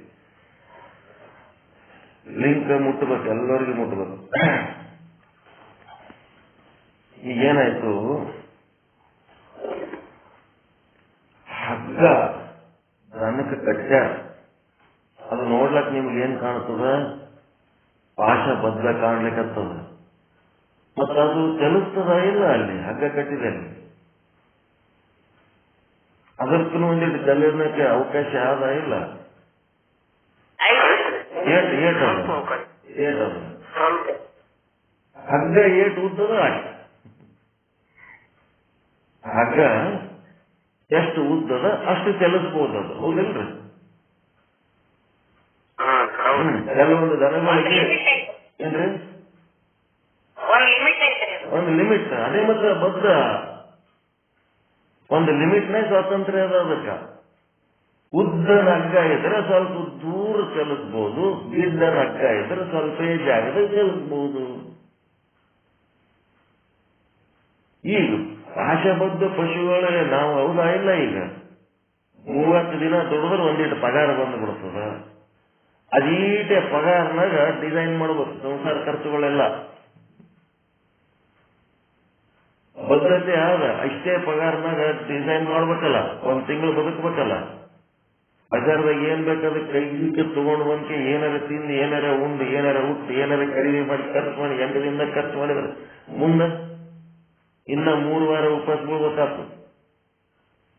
ಬದ್ಧ ಮುಕ್ತ, ಬದ್ಧ ಮುಕ್ತ, ಇದು ಎಲ್ಲ ಕಡೆ ಇರೋದೇ. ಇದು ನೀವು ಗಾಡಿಗಳು ತಗೊಂಡು ಹೋಗ್ತಿರಲ್ಲ ತಿರುಗಾಡ್ಲಕ್ಕ, ಗಾಡಿ ಏನು ಎಕ್ಸಲೇಟರ್ ತಿರುಗಿಸಿದ್ರೆ ವೈ ಅಂತ ಹೋಗ್ತದ. ಎಷ್ಟು ಬೇಕಷ್ಟು ದೂರ, ಎಷ್ಟು ಬೇಕಷ್ಟು ಸ್ಪೀಡ್, ಭಾರಿ ಭಾರಿ ಗಾಡಿಗಳು ಬಂದವ, ಮುಕ್ತವಾಗಿ ಹೋಗ್ತಿರ್ತದ. ಹೋಗೋದ್ರಾಗೆ ಏನಾರ ಎದುರು ಬರ್ತಂದ್ರ ಅದನ್ನ ಕಂಟ್ರೋಲ್ ಮಾಡ್ಲಕ್ಕ ಬ್ರೇಕ್ನು ಆದ ಇಲ್ಲ. ಬ್ರೇಕ್ ಏನದು ಬದ್ಧ, ಗಾಡಿ ಓಡಿಸೋದು ಮುಕ್ತ, ಎಲ್ಲ ಕಡೆ ಇರ್ತದೆ. ಈಗೇನ್ ಮಾಡ್ಬೇಕು ನಾವು? ಏನದ ಬದ್ಧತೆಗಳು, ಆ ಬದ್ಧತೆ ಒಳಗೆ ಸಂಸಾರದ ವಿಷಯದಲ್ಲಿ ನಾನು ಹೇಳೋದು, ಬದ್ಧತೆಗಳೇನದೋ ಆ ಬದ್ಧತೆಗಳಿಗೆ ತಕ್ಕಂತೆ ವರ್ತಿಸುತ್ತಾ ಪರಮಾತ್ಮ ನಮಗೆ ಒದಗಿಸಿರುವ ಸ್ವಾತಂತ್ರ್ಯವನ್ನ ಸದ್ಬಳಕೆ ಮಾಡಿಕೊಂಡು ಮುಕ್ತವಾಗಿ, ಆನಂದವಾಗಿ, ಮನಸ್ಸನ್ನ ಭಾರವಾಗದಂತೆ, ಮನಸ್ಸನ್ನ ಹಗೂರವಾಗಿಟ್ಟುಕೊಂಡು ಸಂತೋಷವಾಗಿರಬೇಕು. ಅಕ್ಕಪಕ್ಕದ ಮನೆಯವರು ಏನೋ ಆಗ್ಯಾರತ್ತ ನಾವು ಅದೇ ಆಗ್ತೀವಿ ಅಂತಂದ್ರೆ ಅವ್ರು ಬೋರ್ದಾಗಿದ್ದದ್ದು ಅವ್ರು ಆಗ್ತಿರ್ತಾರೆ, ನಾವು ಬೋರ್ದಾಗಿದ್ದು ನಾವು ಆಗ್ತಿರ್ತೀವಿ. Do not compare. Do not criticise. ಯಾರ ಬಗ್ಗೆ ಟೀಕೆ ಮಾಡಬೇಡ್ರಿ, ಯಾರ ಜೊತೆಗೋ ನಿಮ್ಮನ್ನ ಕಂಪೇರ್ ಮಾಡ್ಕೊಳಕ್ ಹೋಗಾಡ್ರಿ. ನಿನ್ನೆ ಹೇಗಿದ್ರಿ, ನಿನ್ನೆಕಿತ ಇವತ್ತ ಇನ್ನು ಚೆನ್ನಾಗಿ ಅದಿರಲ್ಲ, ನಿನ್ನೆಕಿತ ಇವತ್ತೇನು ಹಾಳಾಗೋಗಿರ, ನಿನ್ನೆಕಿತ ಇವತ್ತಿನ್ನೂ ಚೆನ್ನಾಗಿ ಆಗಿವಿ. ಹಿಂಗಾಗಿ ದೇವರೇ ಧನ್ಯವಾದಪ್ಪ, ಈಶ್ವರ ಧನ್ಯವಾದ ಅಂತೇಳಿ ಭಕ್ತ ಮುಕ್ತ ಮೈಪಾಲರು ಎಲ್ಲರೂ ಸ್ವತಂತ್ರ ಇದ್ದವರದರೆ ಏನ್ ಬೇಕಾದ್ರೂ ಮಾಡ್ಲಿಕ್ಕೆ ಸಾಧ್ಯ ಅದ. ಆದರೂ ನಿಮಗೆ ನಿಮ್ಮದೇ ಆದ ಬದ್ಧತೆಗಳಿರುವುದರಿಂದ ಆ ಬದ್ಧತೆಗಳಿಗೆ ತಕ್ಕಂತೆ ಸಂಸಾರದೊಳಗೆ ತೃಪ್ತವಾಗಿ ಇರಬೇಕು. ಒಂದು ಲಿಮಿಟ್ನಾಗ ಇರ್ಬೇಕು ಸಂಸಾರದೊಳಗೆ. ಲಿಮಿಟ್ ಮೀರಿ ಏನಾರ ಮಾಡ್ಲಕ್ಕೆ ಹೋಗ್ಬಾರ್ದು. ಲಿಮಿಟ್ ಮೀರಿ ಹೋದ್ರೆ ಜಾನಪದರು ಹೇಳ್ಬಿಡ್ತಾರೆ, ಹಾಸಿಗೆ ಇದ್ದಷ್ಟು ಕಾಲ ಚಾಚಬೇಕು. ಹಾಸಿಗೆ ಮೀರಿ ಕಾಲು ಚಾಚಿದ್ರೆ ಕಾಲು ನೆಲದ ಮೇಲೆ ಹೋಗ್ಬಿಡ್ತಾವ. ಹುಳ ಉಪ್ಡಿ ಓಡಾಡ್ತಿರ್ತಾವ, ಕಾಲಿ ಕಸಜ್ಜ ಅಂತಿರ್ತಾವ. ಹಾಸಿಗೆ ಅವು ತಮ್ಮ ಮೂಲ್ಯಾಗ ಓಡಾಡ್ತಿರ್ತಾವ. ಅವ್ರ ಪಾಡಿಗೆ ಅವು ಹೋಗ್ತದೆ. ನಮ್ ಕಾಲು ಚಾಚ್ಕೊಂಡು ಎಲ್ಲಾರ ಮೂಲೆ ಕಾಲಿಟ್ರಿ ಹುಳ ಓಡಾಡ್ತಿರ್ತಾವ, ಏನಾರ ಆಗ ಸಂಭವ ಇರ್ತದೆ. ಮತ್ತೇನ್ ಹೇಳ್ಬೇಕ್ರಿ ಬದ್ಧ ಮುಕ್ತದ ಬಗ್ಗೆ ವಿಶೇಷವಾಗಿ ಇನ್ನೇನದು ಎಲ್ಲಾನು ಬದ್ಧತೆ ಅಂದ್ರೆ ಏನಂತ ಗೊತ್ತಾಯ್ತು ನಿಮ್ಗೊಂದು ಲಿಮಿಟ್. ಅದು ಹಣ್ಣು ಹೆಣ್ಣು ಮಣ್ಣು ಮಕ್ಕಳು ಗಂಡ ಹೆಂಡತಿ ಒಂದೇ ಹೆಂಡತಿನ ಮಾಡ್ಕೋಬೇಕಂತ ಹಿಂದೂಗಳು. ಹೆಂಗದ ನೋಡಿ, ಬೇರೆ ಅವ್ರ ಹೆಸರೇ ಮಾಡ್ಕೊಳ್ಳಿ, ಇದು ಒಂದೇ ಮಾಡ್ಕೋಬೇಕಂತ. ಒಂದೇ ಮಾಡ್ಕೊಂಡು ಒಂದೇ ಮಗನ್ನ ಹಡದ್ರು ಬಿಟ್ರು.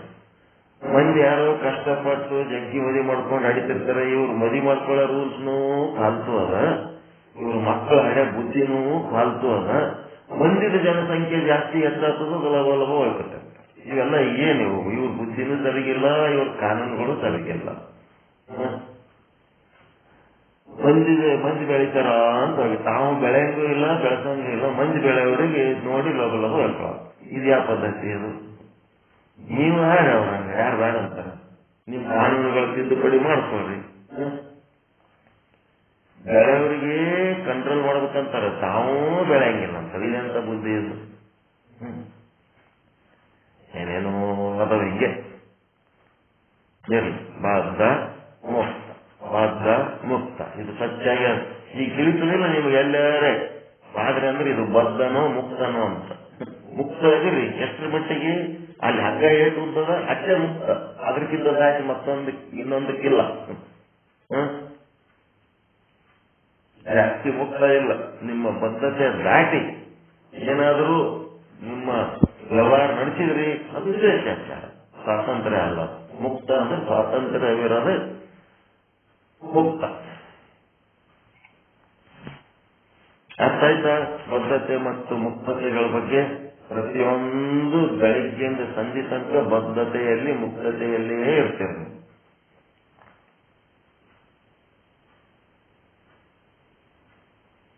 ಅಂತ ಒಂದು ಸಂಸಾರ. ಬ್ರಹ್ಮಜ್ಞಾನಿಗೂ ಒಂದು ಲೆಕ್ಕದಾಗ ಬದ್ಧನಾಗಿರ್ತಾನ, ಒಂದು ಲೆಕ್ಕದಾಗ ಮುಕ್ತನಾಗಿರ್ತಾನ. ಅವನ ಸಂಸಾರ ಹಿಂಗಿರ್ತದ ಅಂತ ಹೇಳಿ ತೃಪ್ತವಾಗಿರ್ತಾನ, ಇದ್ದದ್ರಾಗ ಆನಂದವಾಗಿರ್ತಾನ.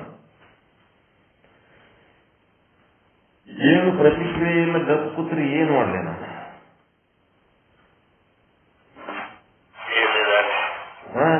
ಬಾಯಾಗ ಏನ್ ಇಟ್ಕೊಂಡು ಕೂತೀರಿ? ಮಾತಾಡಲಾಗಿರಲ್ಲ ಒಬ್ರು. ಕಂಟಿನ್ಯೂ ಹೇಳ್ತಿರ್ತೀನಿ, ಏನಾರ ತಿಳಿತಾ ಅರ್ಥ ಆಯ್ತಾ, ಏನ್ ಸಮಸ್ಯೆ ಅದ, ಏನಾರ ಚರ್ಚೆ ಮಾಡೋದಕ್ಕ. ಮುಂದ್ ಕೂತು ಗಾಡಿಗಳಿಗೆ ಹೇಳಕತ್ತೀನಿ, ಕಲ್ಗಳಿಗೆ ಹೇಳಕತ್ತೀನಿ.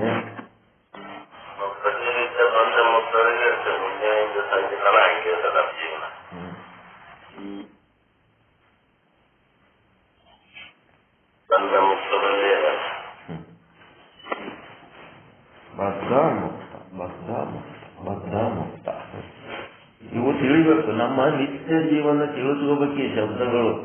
ಏನ್ ಮಾಡ್ತೀವಿ ಇವೆಲ್ಲ ಆ ದೃಷ್ಟಾಂತದ ಮಟ್ಟಿಗೆ ಬಿಟ್ಟು ಬಿಡ್ತೀವಿ. ಒಬ್ಬ ರಾಜ ಇದ್ದ, ಅವ ಸೋತ, ಇವ ಗೆದ್ದ, 5 ಹಳ್ಳಿ ಕೊಟ್ಟ, ರಾಜ ಸಂತೃಪ್ತ ಆಗಿದ್ದ, ಮುಗೀತು. ಅವ ರಾಜಸಂತೃಪ್ತ ಆದ್ರೆ ತಗೊಂಡು ನಮ್ಗೇನ್ ಬೆಂಕಿ ಹಚ್ಬೇಕು, ಅವನ್ ರಾಜಸಂತೃಪ್ತಿ ನಮ್ಮದು ಜೀವನಕ್ಕೆ ಅದು ಅಪ್ಲೈ ಮಾಡ್ಕೋಬೇಕಲ್ಲ. ಅದ್ರ ಸಲುವಾಗಿ ನಾನೇನ್ ಮಾಡ್ತೀನಿ, ಕಷ್ಟಪಟ್ಟು ಅದನ್ನ ತಿಳಿ ಮಾಡಿ ನಮ್ಮ ಜೀವನದೊಳಗೆ ಲೌಕಿಕ ಬದುಕಿನ ದೃಷ್ಟಾಂತಗಳನ್ನ ಕೊಟ್ಟು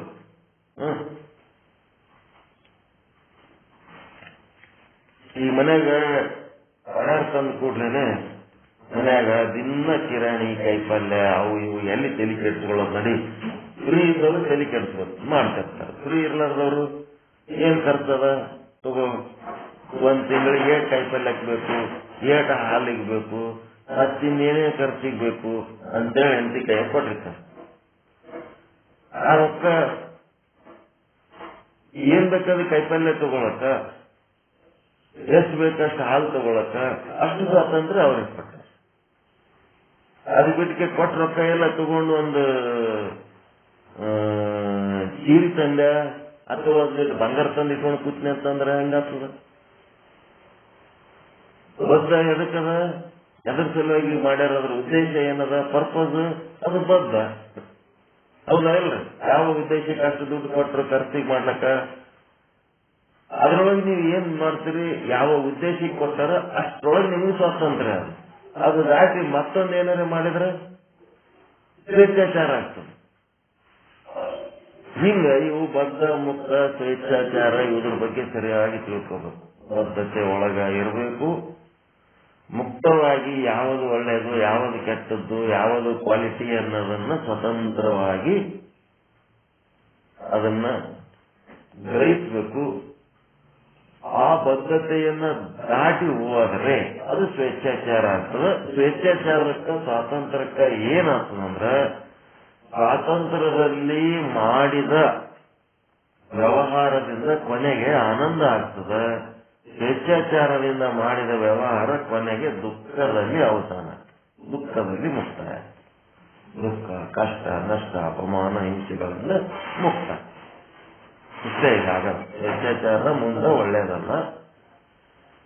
ಬದ್ಧತೆ ಸ್ವಾತಂತ್ರ್ಯ ಅಂತ ಏನಲ್ಲ ಅದು ಒಳ್ಳೆಯದು. ಪರಮಾತ್ಮ ನಮ್ಗೇನ್ ಭೋಗದಾಗ ಏನ್ ಕೊಟ್ಟನ ಅದನ್ನ ನಾವು ಏನ್ ಮಾಡ್ಬೇಕು, ಸಂತೃಪ್ತವಾಗಿ ಸ್ವೀಕಾರ ಮಾಡಿ ಸಂತೋಷವಾಗಿ ಜೀವನ ಮಾಡಬೇಕು.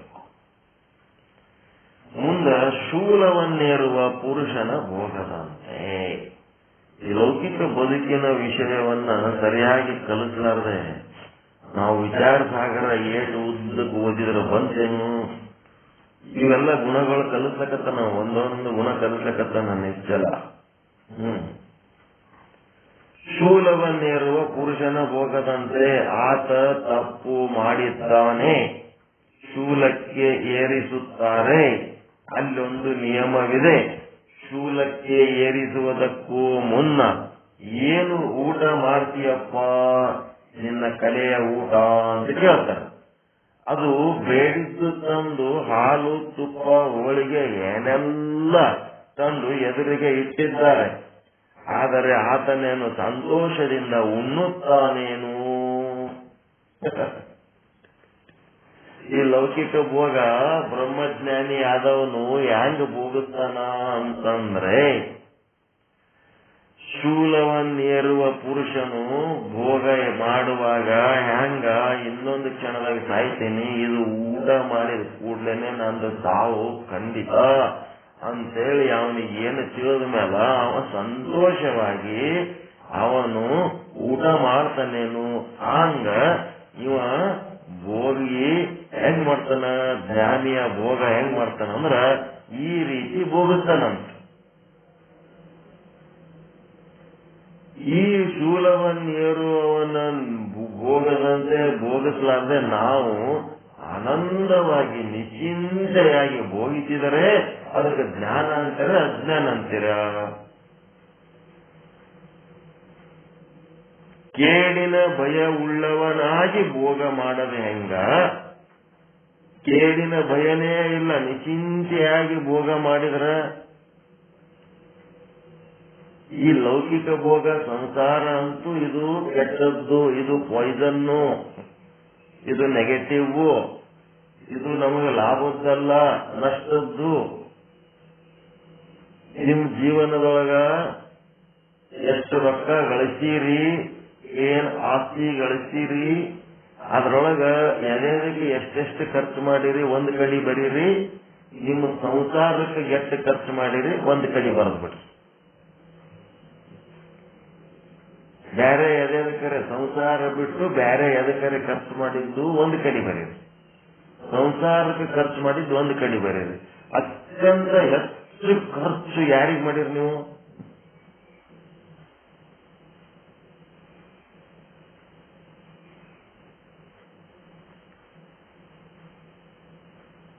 ಎದ್ರ ಸಲುವಾಗಿ ಮಾಡಿರಿ? ಅತ್ಯಂತ ಹೆಚ್ಚು ಯಾರ ಬಗ್ಗೆ ತಲೆ ಕೆಡಿಸಿಕೊಂಡಿರಿ? ಅತ್ಯಂತ ಹೆಚ್ಚು ಸೇವಾ ಯಾರ ಸಲುವಾಗಿ ಮಾಡಿರಿ? ಗಂಡ್ರ ಸಲುವಾಗೋ ಹೆಂಡ್ರ ಸಲುವಾಗೋ ಏನೋ ಮಾಡ್ಯಾರ. ಒಟ್ಟ ಈ ಸಂಸಾರ ಅನ್ನೋದು ಇಂಥದೊಂದು ಭಾರಿ ದೊಡ್ಡ ಡೇಂಜರಸ್ ಐಟಮ್ ಅದ. ಇದ್ರಕ್ಕಿಂತ ಕಾಸ್ಟ್ಲಿ ವಸ್ತು ಜಗತ್ನಾಗ ಮತ್ತೊಂದು ಎಲ್ಲಿ ಇಲ್ಲೇ ಇಲ್ಲ. ಅಷ್ಟು ಕಾಸ್ಟ್ಲಿ ಅದ. ಕಾಸ್ಟ್ಲಿಯೆಸ್ಟ್ ಅಫೇರ್ ವ್ಯವಹಾರ.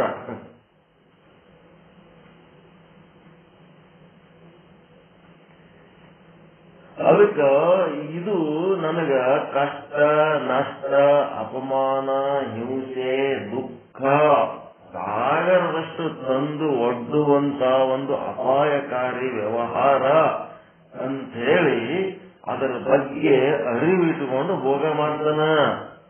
ಯಾರು? ಬ್ರಹ್ಮಜ್ಞಾನಿ ಆದವನು. ಅಜ್ಞಾನಿ ಆದವನು ಏನ್ ಮಾಡ್ತಾನ? ಭಾರಿ ಚಲೋ ಅದ ಮಸ್ತ್ ಅಂತಿರ್ತಾನೆ ಅಜ್ಞಾನಿ ಆದವನು.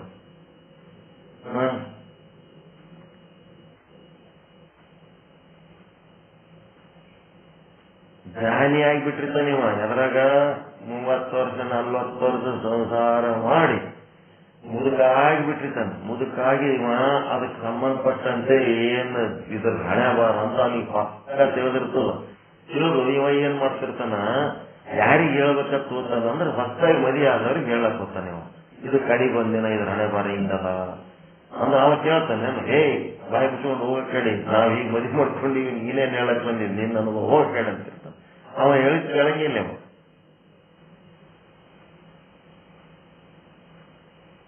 ಅವನಿಗೇನು ಹೊಸದಾಗಿ ಮದುವೆ ಆದವನಿಗೆ ಈ ಮುದುಕಗ ಬ್ಯಾಸರಾನ ಬ್ಯಾಸ. ಏನಿದೆ ಕಾಟ, ನಮ್ಮನ್ನ ಆರಾಮ ಇರ್ಬೇಕಂದ್ರೆ ಇದೇನು ತಲೆ ಮೇಲೆ ಏನು ಇಲ್ಲ ಅಂತಂದು ಒಂದು ಕೂತಂದು ಕುಂದಿರ್ತಾರೆ. ಕಾಲೆ ಕೂತಂದು ನೋಡು, ಅವನಿಗೊಂದು ಕೂಸು ವರ್ಷ 6 ಸಸ್ಯಗಳು ಕಾಲೇನೆ ಕೂತಂದು ನೋಡು, ಅದು ಕೂದಾಡ್ಬೇಕು. ನಾವು ಸುಮ್ ಕುದಿರ್ಬೇಕು. ನಮ್ಮ ಪಾಡಿ ನಾವು ಬಿಡಲ್ಲಪ್ಪ, ಇದೇನು ಕಿರಿಕಿರಿ ಅಂತ ಮನಿ ಬಿಟ್ಟು ಹೊರಗೆ ಹೋಗ್ಬಿಡ್ತಾನ.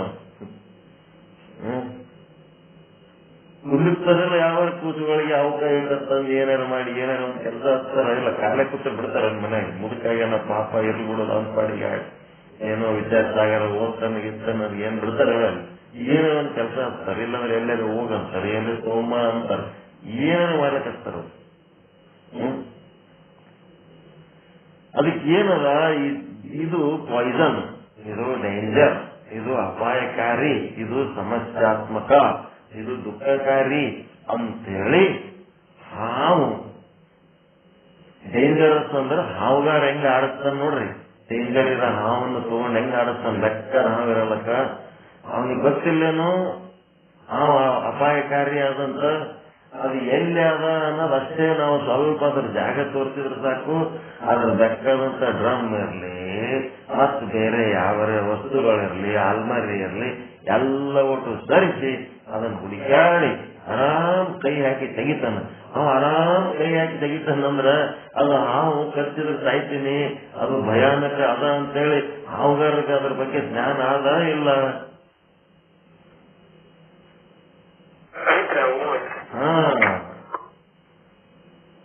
ಅವನಿಗೆ ಇದ್ರೂ ಸಹಿತ ಅದನ್ನ ಆಡಿಸೋಂತ ಕೌಶಲ್ಯ ಅವನ ಬಲ್ಲಿ ಅದಲ್ಲ.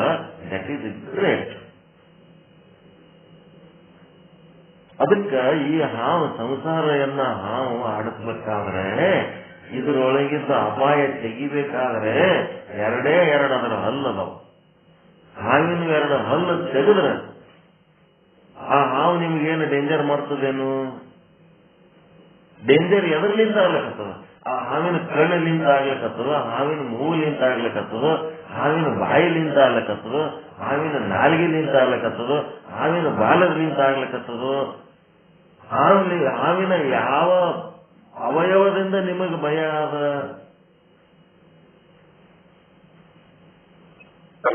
ಬಾಯಿಯಲ್ಲಿರ್ತಕ್ಕಂಥ ಹಲ್ಲು, ವಿಶ್ವದ ಹಲ್ಲು ಅಂತ ಅದ್ರ ಬಾಯಾಗಿರೋವು ಹಲ್ಲು. ಆ ಹಲ್ಲಿನಿಂದ ನಿಮಗ್ ತ್ರಾಸ ಆಗ್ಲಕ್ಕ. ಅದಕ್ಕ ಅವೆರಡು ಹಲ್ಲು ತೆಗೆದು ಬಿಡ್ತಾರ. ಅವೆರಡು ಹಲ್ಲು ತೆಗೆದು ಬಿಟ್ರ ಆ ಹಲ್ಲು ಅವೇನು ಹಲ್ಲು ಏನಿಲ್ಲ, ಅದಕ್ಕೇನು ತಿನ್ಲಕ್ ಹಲ್ಲು ಬೇಕಾಗಿಲ್ಲ. ಅವು ಪ್ರಾಣಿಗಳಿಗೆ ತಿನ್ಲಕ್ ಹಲ್ಲು ಬೇಕಾಗಿಲ್ಲ. ಆ ಬ್ಯಾಟೆ ಆಡಿ ಏನ್ ಮಾಡ್ಬಿಡ್ತದ, ಅದಕ್ಕೆ ಎರಡು ಪಕ್ಕಿ ಹಾಕಿದಂಗೆ ಹಾಕಿ ಬಿಡ್ತದ. ಯಾವುದೇ ಒಂದು ಪ್ರಾಣಿಗೆ ಪಕ್ಕಿ ಗಟ್ಲೆ ಹಾಕಿ ಬಿಡು, ಅದು ವಿಷ ಬಿಟ್ಟು ಅದು ಸುಸ್ತಾದ್ಮೇಲೆ ಅದು ನುಂಗಿ ಬಿಡ್ತದ. ಅದು ಅದಕ್ಕೇನು ತಿನ್ನೋದಕ್ಕೆ ನಮ್ಗತ್ಲೆ ದೌಡಿ ಅಲ್ಲ, ಅವು ಇವು ಬೇಕಾಗಿಲ್ಲ. ಅದಕ್ಕೆ ಬರೀ ನುಂಗದೇ ಅದ್ರ ಕೆಲಸ. ಏನ್ ಕೊಟ್ಟರು ನುಂಗಿಸ್ತದ. ಅದಕ್ಕೆ ಅವ ಏನ್ ಮಾಡ್ಬಿಡ್ತಾನ, ಅಯ್ಯೋ ಅದ್ರ ಹಲ್ಲು ತೆಗೆದ್ರೆ ತಿನ್ಬೇಕಾದ್ರಲ್ಲೇ ತಿನ್ನಕ್ ಬೇಕಾಗಿಲ್ಲ. ಅದು ಹಲ್ಲು ಬ್ಯಾಟೆ ಆಡೋದಕ್ಕೂ ಬೇಕಾಗಿತ್ತು. ಅವೆರಡು ಹಲ್ಲು ತೆಗೋದಕ್ಕೆ ಅದಕ್ಕೆ ಬ್ಯಾಟೆ ಆಡ್ಲಾರ್ದೆ ನಾವೇ ಅದಕ್ಕೆ ಆಹಾರ ಕೊಟ್ಟು ಬಿಟ್ಟೇವಂತಂದ್ರೆ ಅದೇನತ್ತ ಆರಾಮ್ ಉಂಡು ತಿಂದು ನಮ್ ಸಂಗಟ ಫ್ರೆಂಡ್ ಆದಂಗ ಆಗ್ಬಿಡ್ತು. ಹಂಗ ಈ ಸಂಸಾರದೊಳಗೆ ಎರಡು ಹಲ್ಲು ಅದಾವ. ಆ ಎರಡು ಹಲ್ಲು ತೆಗಿಬೇಕಾಗ್ಯಾರ. ಸಂಸಾರ ಅನ್ನೋದೇನವಲ್ಲ, ಇದ್ರ ಎರಡು ಹಲ್ಲು ಅದಾವ. ನಿಮ್ಗೆ ಈ ಸಂಸಾರಲಿಂತ ಏನೇ ತ್ರಾಸ ಆಗ್ಯದಂದ್ರೆ ಇವೇ ಎರಡು ಹಲ್ಲಲ್ಲಿಂತ ಆಗ್ಯದ. ಯಾವ ಎರಡು ಹಲ್ಲ? ಸಂಸಾರದ ಹಲ್ಲುಗಳು. ಸಂಸಾರ ಎಂಬ ಹಾವಿನ ಎರಡು ಹಲ್ಲುಗಳು ಯಾವ್ಯಾವು? ಒಂದನೇ ಹಲ್ಲು, ನಾನು ಈ ಶರೀರ ಇದ್ದೇನೆ, ಮತ್ತ ಈ ಶರೀರದ ಸಂಬಂಧ ಏನದ ಅದೆಲ್ಲ ನಂದೇ ಅದ, ಹೆಂಡತಿ ಮಕ್ಕಳು, ನಾನು ನನ್ನದು ಅನ್ನೋ ಎರಡು ಹಲ್ಲು ಅದ. ಈ ನಾನು ನನ್ನದು ಅನ್ನೋದು ಇವೆರಡು ಹಲ್ಲು ಬಿಟ್ಟು ನೀವು ಸಂಸಾರ ಮಾಡಿದ್ರಿ ಅಂತಂದ್ರ ಹಲ್ಲು ತೆಗೆದ ಹಾವಿನ ಸಂಘವೇ ಲೇಸುವಂತ ಲಕ್ಕಮಾದೇವಿ. ಅಹಂಕಾರ ಮಮಕಾರ ಎಂಬುವ ಎರಡು ಹಲ್ಲುಗಳನ್ನು ತೆಗೆದು ಬಿಸಾಕಿ.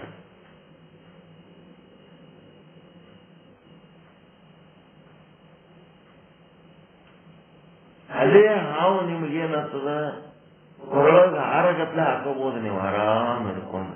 ಯಾವಾಗ ಅಹಂಕಾರ ಮಮಕಾರ ಅನ್ನೋ ಎರಡು ಹಲ್ಲು ಅದ್ರಾಗ ಅದಾವ ಸಂಸಾರದಾಗ, ಅಲ್ಲಿ ತನಕ ನಿಮ್ಗೆ ಅದು ತ್ರಾಸ ಕೊಡ್ತದೆ.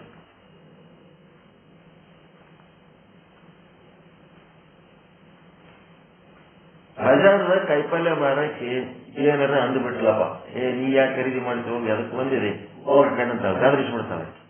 ಅದ್ರ ಸಲ ತಲೆ ಕೆಡಿಸ್ಕೊತೀರೇನು? ಮುಂದಕ್ಕೆ ಹೋಗ್ಬಿಡ್ತೀರ, ಎಲ್ಲ ಏನ್ ಹಿಂಗ್ ಮಾತಾಡ್ತಾಳ ಅದು ನಡೆ ಆ ಕಡೆ ಅಂತ ಹೇಳಿ ಏನಾಯ್ತು ಸಂಗಟ ಜಗಳಕ್ಕೆ ಬಿಡ್ತೀರ. ಹಿಂಗಂತಿದೆ ನೀನ್ ಅಂತ ಹೇಳಿ ಬಜಾರ್ದಾಗ ಯಾರು ಬೇಕವ್ರು ಏನಾರ ಅಂದ್ರ ಅಂತಂದ್ರ ಅವ್ರು ಅಂದದ್ದಕ್ಕ ನೀವು ತಲೆ ಕೆಡಿಸ್ಕೊತೀರೇನು? ಮುಂದೆ ಹೋಗ್ತೀರಾ ಇಲ್ಲ ಕಡೆ ಅವ್ರ ಪಾಡಿಗೆ ಅವ್ರಿಗೆ ಬಿಟ್ಟು. ಅವ್ರ ಅಂದಂಗೆ ಮನ್ಯಾಗ ನಿಮ್ ಗಂಡ್ರ ಏನಾರ ಅಂದ್ರ ಸುಮ್ಮಿರ್ತೀರೇನು? ನಿಮ್ ಗಂಡ್ರ ಏನಾರ ಅಂದ್ರ ಬಂದೆ ಏನಾರ ಅಂದಂಗ ಅಂದ್ರೆ ನೀವು ಸುಮ್ಮಿರ್ತೀರೇನು? ಉಲ್ಟ ನಿಂದಿರ್ತೀರಿಲ್ಲ.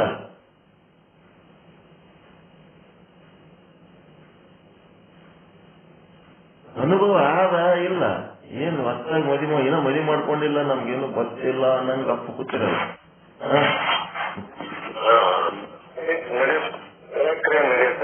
ಮತ್ತ ಯಾಕೆ ಮನ್ಯಾಗ ಗಂಡ್ರು ಬೈದ್ರೆ ನಿಮ್ಗೆ ಯಾಕೆ ಸಿಟ್ಟು ಬರ್ತದ? ಬೇರೆಯವರು ಬೈದ್ರೆ ಯಾಕೆ ಸಿಟ್ಟು ಬರ?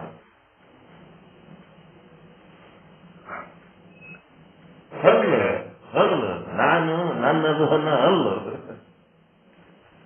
ಆ ಹಲ್ಲಿನ ಸಲುವಾಗಿ ತ್ರಾಸ ಆಗ್ತದೆ. ಅಲ್ಲಿ ನಾನು ನನ್ನದು ಅನ್ನೋದು ಅಲ್ಲೇ ಇರ್ಲಿಲ್ಲ ಅಂತಂದ್ರೆ ಅಲ್ಲಿ ತ್ರಾಸ ಆಗಂಗೆ ಇಲ್ಲ. ಆ ಸಂಬಂಧದ ಮೇಲೆ ನಿಮ್ಮದು ಮೋಹ ಇರ್ಲಿಲ್ಲ ಅಂತಂದ್ರೆ ತ್ರಾಸ ಆಗಂಗಿಲ್ಲ. ಅದ್ರ ಮೇಲೆ ಮೋಹ ಇದ್ದದಕ್ಕೆ ತ್ರಾಸ ಆಗ್ತದೆ. ಮೋಹನೇ ನಿಮಗೆ ಗದ್ದಲ ಮಾಡ್ತಂತ. ಒಬ್ಬ ಸೀರೆ ಖರೀದಿ ಮಾಡ್ಲಕ್ ಹೋಗಿದ್ದ. ಅವ ಸೀರೆ ಖರೀದಿ ಮಾಡೋ ಟೈಮ್ ಒಳಗೆ ಅದು ಸೀರೆ ಅಂಗಡಿ ಎಂತದಿತ್ತಪ್ಪ ಅಂತಂದ್ರೆ ಸ್ಮಶಾನಕ್ಕ ಹೋಗುವ ದಾರಿಯಲ್ಲಿ ಇರ್ತದ. ಸ್ಮಶಾನದ ದಾರಿಯಲ್ಲಿ ಏನ್ ಹತ್ತಿತ್ತಂದ್ರ ಹಂಗೆ ಸತ್ತ ಹೆಣಗಳು ಆ ಅಂಗಡಿ ಮುಂದಿಂದು ಪಾರಾಗಿ ಹೋಗ್ತಿರ್ತಾವ. ಹಂಗೆ ಆ ಅಂಗಡಿ ಮುಂದೆ ಪಾಸ್ ಆಗ್ತಿರ್ತಾವ. ಅಂಗಡಿ ಮುಂದೆ ಸತ್ತ ಹೆಣಗಳಿಗೆ ಪಾಸ್ ಆಗೋ ಟೈಮ್ನಾಗ ಆ ಅಂಗಡಿ ಮಾಲೀಕರು ಅವರೆಲ್ಲ ಒಂದು ಪದ್ಧತಿ ಏನ್ ಇಟ್ಕೊಂಡಿದ್ರು, ವ್ಯವಹಾರ ಏನೇ ಮಾಡ್ತಿದ್ರು ಸಹಿತ ಹೆಣ ಅವ್ರ ಅಂಗಡಿ ಮುಂದೆ ಬಂದ ಕೂಡ್ಲೇನೆ ಏನ್ ಮಾಡ್ತಿದ್ರು, ಅದು ಎಲ್ಲಿದ್ದಾಗ ಹಂಗೆ ಬಿಟ್ಟು ಆ ಅಂಗಡಿ ಮುಂದೆ ಹೋಗಿ ಆ ಹೆಣಕ್ಕೆ ನೋಡ್ಕೊಂಡು ದರ್ಶನ ತಗೊಂಡು ಕೈ ಮುಗಿದು ನಮಸ್ಕಾರ ಮಾಡ್ತಿದ್ರು. ಮಾಡಿ ಮತ್ತೆ ಹೊಳ್ಳಿ ಬಂದು ತಮ್ಮ ವ್ಯವಹಾರದಾಗ ಮುಳುಗ್ತಿದ್ರು. ಆದ್ರೆ ಇವ ಸೀರೆ ನೋಡ್ಲಕ್ಕೆ ಏನ್ ಗಿರಾಕಿ ಹೋಗಿದ್ನಲ್ಲ, ಇವನಿಗೆ ಅದು ಪದ್ಧತಿ ಏನು ಗೊತ್ತಿಲ್ಲ. ಇವ ಎದಾಗ ಮುಳುಗಿದ್ನಂದ್ರ ಆ ಸೀರೆ ಡಿಸೈನ್ ಹುಡುಕಾಡೋದ್ರಾಗೆ ಮುಳುಗಿದ್ದ. ನನ್ನ ಹೆಂಡತಿಗೆ ಇಂಥ ಸೀರೆ ಬೇಕಂದಳ, ಅಂತ ಸೀರೆ ತಗೋಬೇಕ ತಾವು ಬರೀ ಅದೇ ಕೆದರಾಡ್ಕೊತ್ ಕೂತಿದ್ದ. ಆ ಅಂಗಡಿ ಮಾಲೀಕರು ಆ ಹೆಣಕ್ಕೆ ನಮಸ್ಕಾರ ಮಾಡಿದ್ರು. ಆಮೇಲೆ ಹೆಣ ಮುಂದಕ್ಕೆ ಹೋಯ್ತು. ಆಮೇಲೆ ಹೊಳ್ಳಿ ಬಂದ್ರು. ಮತ್ತವ ಸೀರೆ ವ್ಯಾಪಾರ ಆಯ್ತು. ಇವನಿಗೊಂದು ಸೀರೆ ಸಿಕ್ತು. ಆ ಸೀರೆ ತಗೊಂಡು ಮನಿಗೆ ಹೋದ. ಯಾವ ಸೀರೆ ತಗೊಂಡು ಮನಿಗೆ ಹೋಗ್ಯಾನ, ಅದು ಯಾರು ಹುಡುಗೋಬೇಕಿತ್ತು ಆಕೆನೆ ಸತ್ತು ಹೋಗಿದ್ದಳು ಮನಿಗೆ ಹೋಗೋದ್ರಾಗೆ. ಏನಾಯ್ತು, ಸೀರೆ ತಗೊಂಡು ಮನಿಗೆ ಹೋಗೋದ್ರಾಗೆ ಹೆಣ್ಸತ್ರ ಒಂದು ಏನಾಗ ಪರಿಸ್ಥಿತಿ, ಜಗ್ಗಿ ಅಳ್ಳಕತ್ತ. ಮತ್ತ ಇಲ್ಲಿ ಒಬ್ಬಾಕಿ ಹೆಣ ಹೋಲಕತ್ತಿತ್ತು, ಇಲ್ಲಿ ಒಬ್ಬಾಕಿ ಹೆಣ್ಮಗಳು ಹೆಣ ಹೋಲಕತ್ತಿತ್ತು ಅಂಗಡಿಯಾಗಿದ್ದಾಗ. ಅಂಗಡಿಯಾಗಿದ್ದಾಗ ಹೋದ ಹೆಣ ಮತ್ತ ಅವನ ಹೆಂಡತಿ ಹೆಣ ಇವೆರಡು ಬೇರೆ ಅದಾವೇನ್ರಿ ಪ್ರಕೃತಿ ಒಳಗ? ಒಂದೇ ಅವ ಬೇರೆ ಅವ. ಇಲ್ಲೊಬ್ಬ ಹೆಣ್ಮಗಳ ಹೆಣ ಅದೇ ಪಂಚಮಹಾಭೂತಾತ್ಮಕ ಒಂದು ಶವ, ಅಲ್ಲಿ ಒಂದು ಪಂಚಭೂತಾತ್ಮಕ ಒಂದು ಶವ. ಎರಡೂ ಏನದ ಅವೇ ಪಂಚಭೂತಗಳಲ್ಲಿ ಲೀನ ಆದಂತ ಒಂದು ಶರೀರ. ಈಗೇನಾಗಬೇಕಾಗ್ಯದ, ಅದನ್ನು ನೋಡಿ ಅವ ಹಳ್ಳಕತ್ತನೆ ಯಾಕ, ಇದನ್ನು ನೋಡಿ ಅವ ಸೀರೆ ಹಾರ್ಸ್ಕೊತ್ ಕೂತಿದ್ನಲ್ಲ ಈ ಹೆಣ ಹೋಗೋ ಟೈಮ್ನೊಳಗ. ಏನ್ ವ್ಯತ್ಯಾಸ ಏನಾಯ್ತು ಈಗ ಅಲ್ಲಿ? ಸಂಬಂಧ ನಾನು ನನ್ನದು ಅಹಂಕಾರ ಮಮಕಾರ ಇವೆರಡು ಬಿಟ್ಟರೆ ಸಂಸಾರದಾಗ ಸುಖವಾಗಿರ್ತೀರಿ. ಇದನ್ನೇ ಅವ್ರು ಕಲಿಸ್ಲಕತ್ತಾರ ಈಗ ಅವರು. ಯಾಕಂದ್ರ ಇದು ಕೊನೆಗೆ ನಮಗ ಅಪಾಯಕಾರಿ ಆದ ಅನ್ನೋದು ತಿಳ್ಕೊಂಡ್ಮೇಲೆ ಅದ್ರ ಮೇಲೆ ಅಭಿಮಾನ ಯಾಕೆ ಕೊಡ್ತೀರಿ? ಅದು ನಂದದ್ದು ಯಾಕೆ ಚಕ್ಕಿಗೆ ಹಾಕೋತೀರಿ? ಚಕ್ಕಿಗೆ ಹಾಕೊಳ್ಳೋದ್ರೆ ಮಾಡ್ರಿ ಕೆಲಸ. ಚಕ್ಕಿಗೆ ಹಾಕೊಂಡೇ ಮಾಡ್ಬೇಕಂತ ಏನಿಲ್ಲ, ಚಕ್ಕಿಗೆ ಹಾಕೊಳ್ಳೋದೇ ಮಾಡ್ರಿ. ನಿಮ್ ಎಲ್ಲ ಕೆಲಸಗಳು ಮಾಡ್ರಿ, ಯಾವ್ದಕ್ಕೂ ಅಂಟುಕೊಳ್ಳೋದಂಗಿರ್ರಿ.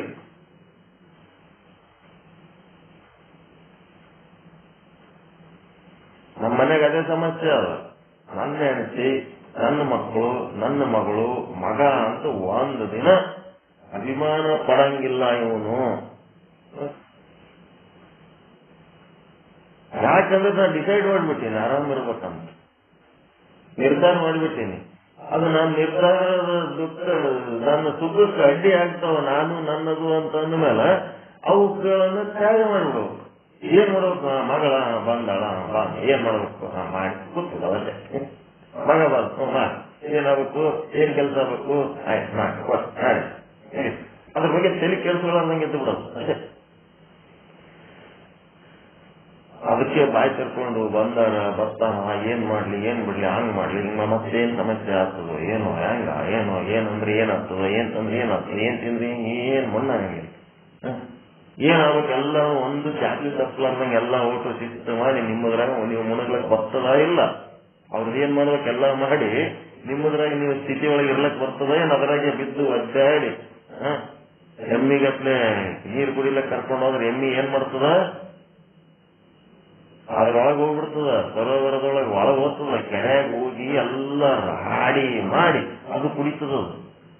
ಅದೇ ಎತ್ತು ಆಕಳುಗಳಿಗೆ ಕರ್ಕೊಂಡವ್ರಿ ನೀರ್ ಕುಡಿಲಕ್ಕ ನೀರ ಕಾಲ್ ಸಹಿತ ಇಲ್ಲಂಗಿಲ್ಲ, ದೂರ ನಿಂತು ಕುತ್ತಿಗೆ ಚಾಚಿ ಕುಡಿತಾವ. ಸಂಸಾರ ಭೋಗ ಹೆಂಗಿರ್ಬೇಕು, ಅದ್ರೊಳಗೆ ಮುಣಗ್ಲಾರ್ದಂಗ ಇದ್ದು ಕುತ್ತಿಗೆ ಚಾಚಿ ಕುಡಿಬೇಕು. ಎಮ್ಮಿಗತ್ಲೆ ಅದ್ರಾಗೆ ಬಿದ್ದು ಒದ್ದಾಡಿ ಮಾಡೋದ್ ಹೆಂಗ, ದೂರ ನಿಂತು ಹೊರಗಿದ್ದು ಮಾಡೋದ್ ಹೆಂಗ?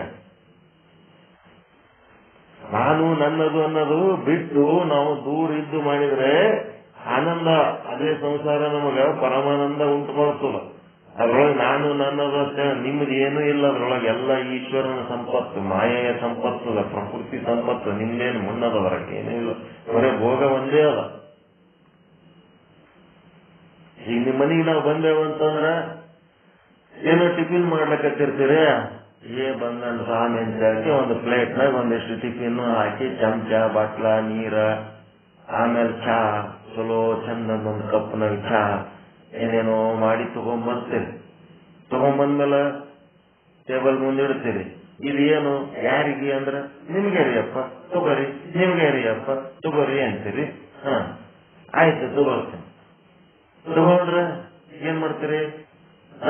ನನಗೆ ಕೊಟ್ಟಿರತ್ತೆ ತಗೊಂಡ್ರ ಪ್ಲೇಟ, ಚಮಚ, ಬಟ್ಲ ತಗೊಂಡು ಹೋಗ್ಲಕ್ಕ ಬಿಡ್ತೀರ? ಅದ್ರೊಳಗೆ ಏನು ಇಟ್ಟಿವಲ್ಲ ಪದಾರ್ಥ ಇಷ್ಟೇ ನೀನು ಭೋಗ, ಉಳಿದದ್ದೆಲ್ಲ ಇಲ್ಲೇ ಬಿಟ್ಟು ಹೋಗ್ಬೇಕು.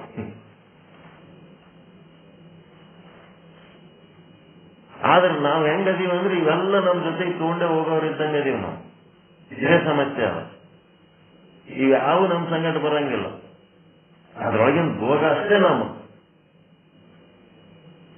ಅದಕ್ಕೆ ಸಂತೋಷವಾಗಿ ನೀವು ನಿಶ್ಚಿಂತೆಯಾಗಿ ಬ್ರಹ್ಮದ ಭಾನವನ್ನ ಮರೆತು ಕೇವಲ ಸಂಸಾರ ಸುಖದೊಳಗೆ ಮುಳುಗಿ ನಾನು ನನ್ನದು ಎನ್ನ ಭಾವ ತಾಳಿ ನೀವು ಆ ರೀತಿ ಜೀವನ ಮಾಡಿದ್ರೆ ಅದು ಅಜ್ಞಾನಿಯ ಲಕ್ಷಣ.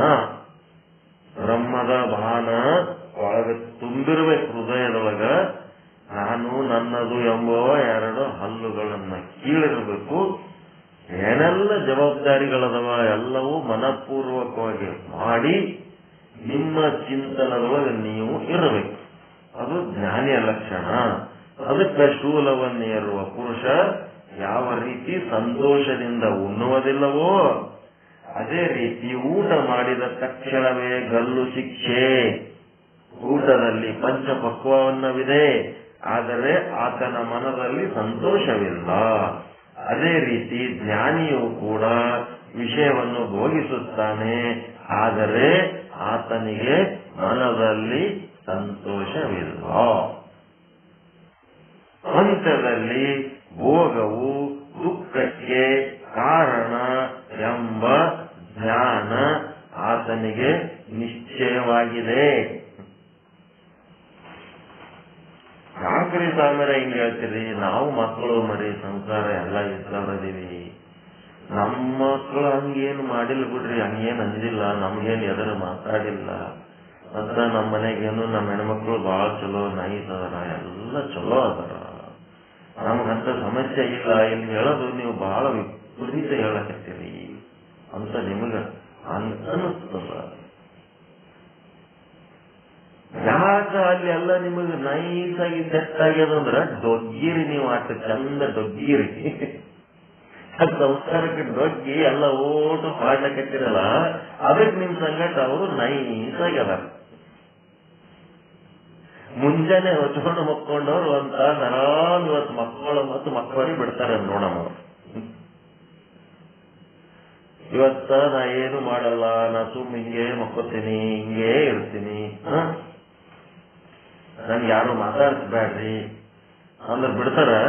ಅದೇಂಗಾಗ್ತದ ಹೇಳಂತಾರ ಅವ್ರು. ಡೊಗ್ಗಿರಿ, ಅಷ್ಟು ನೈಸಾಗಿ ಡೊಗ್ಗಿರಿ. ಅದಕ್ಕೆ ನಿಮಗೆ ಸಂಸಾರ ಬಹಳ ಅನುಕೂಲದಾಗದ. ನೀವೇನೂ ಮಾಡ್ಲಾರ್ದಂಗಿದ್ದು, ಅವ್ರಿಗೆ ಏನೂ ಕೊಡ್ಲಾರ್ದಂಗಿದ್ದು, ಅವ್ರ ಫೆಸಿಲಿಟಿಗಳು ಒಂಚೂರು ಕಟ್ ಮಾಡಿ ನೋಡ್ರಿ, ಹೆಂಗೆತ್ತಾರೆ ನಿಮ್ಮನ್ನು.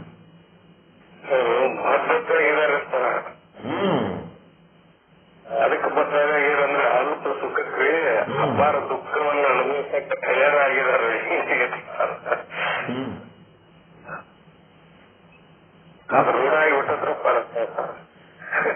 ಹಾವು ಎನ್ನುವ ಮೃತ್ಯು, ಹಾವು ಎನ್ನುವ ಅಪಾಯಕಾರಿ ವಸ್ತುವಿನ ಬಾಯಿಯೊಳಗ ಕಪ್ಪೆ ಕುಂತದಂತ.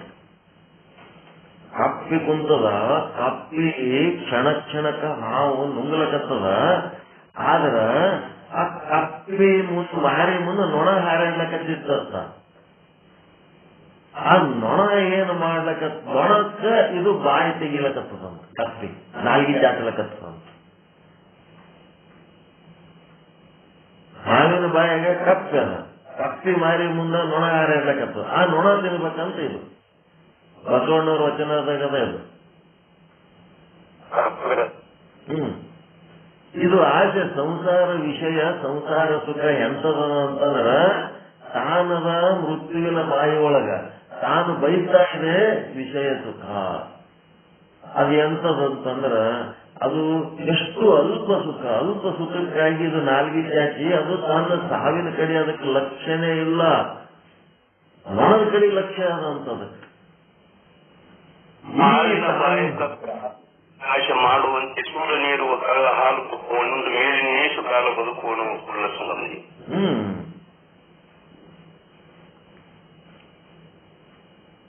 ಹಾವಿನ ಬಾಯೊಳಗಣ ಕಪ್ಪೆ ನೊಣಕ್ಕೆ ಬಾಯ್ತಿರೋ ಏನೋ ಅದ ನೋಡ್ರಿ, ಅದು ಅದೇ ವಚನನೇ, ಅದು ಸೇಮ್ ವಚನ, ಚಲೋ ಇದೆ. ಹಿಂಗದ ಅದು. ಅದಕ್ಕ ಈ ಕಪ್ಪೆ ಪ್ರಯತ್ನ ನೊಣದ ಸಲುವಾಗಿರ್ಬೇಕು, ಏನು ತನ್ನ ಮರಣದಿಂದ ಮುಕ್ತವಾಗಬೇಕು, ಆ ಹಾವಿನ ಬಾಯಂದು ಅದು ಮುಕ್ತ ಆಗ್ಬೇಕಂತ ನೋಡ್ಬೇಕು. ಪ್ರಯತ್ನ ಯಾವ ಕಡೆ ಇರ್ಬೇಕು? ಅದಕ್ಕ ವಿಷಯ ಭೋಗದ ಕಡೆ ಪ್ರಯತ್ನ ಇಟ್ಕೊಂಡು ತನ್ನ ಬ್ರಹ್ಮಜ್ಞಾನ ಸಾಧನೆ ಮಾಡೋದ್ರ ಕಡೆ ಅಲಕ್ಷ್ಯ ಮಾಡಿದ್ರೆ ಅದಕ್ಕೆ ಜನ್ಮ ಅಂತಾರೇನು? ಅದಕ್ಕ ಜ್ಞಾನ ಅಂತಾರೆ ಅನ್ನೋದು ಅಜ್ಞಾನ ಹೌದಾ? ಅಲ್ಲ. ಅದಕ್ಕೆ ಕೊನೆಯಲ್ಲಿ ಇದು ಭೋಗವು ದುಃಖಕ್ಕೆ ಕಾರಣವೆಂಬ ಜ್ಞಾನ ನಿರ್ಧಾರವಾಗಿದೆ. ವಿಷಯದಲ್ಲಿ ರಾಗವಿದೆ, ಆದರೆ ದೃಢ ರಾಗದ ಅಭಾವವಿದೆ. ಅಂದ್ರೆ ದೃಢವಾದ ರಾಗವಿಲ್ಲ ಯಾರಲ್ಲಿ? ವಿಷಯದಲ್ಲಿ ರಾಗವಿದೆ. ಬ್ರಹ್ಮಜ್ಞಾನಿಗೆ ವಿಷಯದಾಗ ರಾಗ ಅದ, ಅವನಿಗೆ ಅಟ್ರಾಕ್ಷನ್ ಅದ, ಆದ್ರೆ ದೃಢವಾದ ರಾಗವಿಲ್ಲ. ದೃಢವಾದ ರಾಗ ಇದ್ರೆ ಜ್ಞಾನಿ ಅಂತಾರ, ಅಜ್ಞಾನಿ ಅಂತಾರ? ಅಜ್ಞಾನಿಗೆ ವಿಷಯಗಳಲ್ಲಿ ದೃಢವಾದ ರಾಗವಿರುತ್ತದೆ.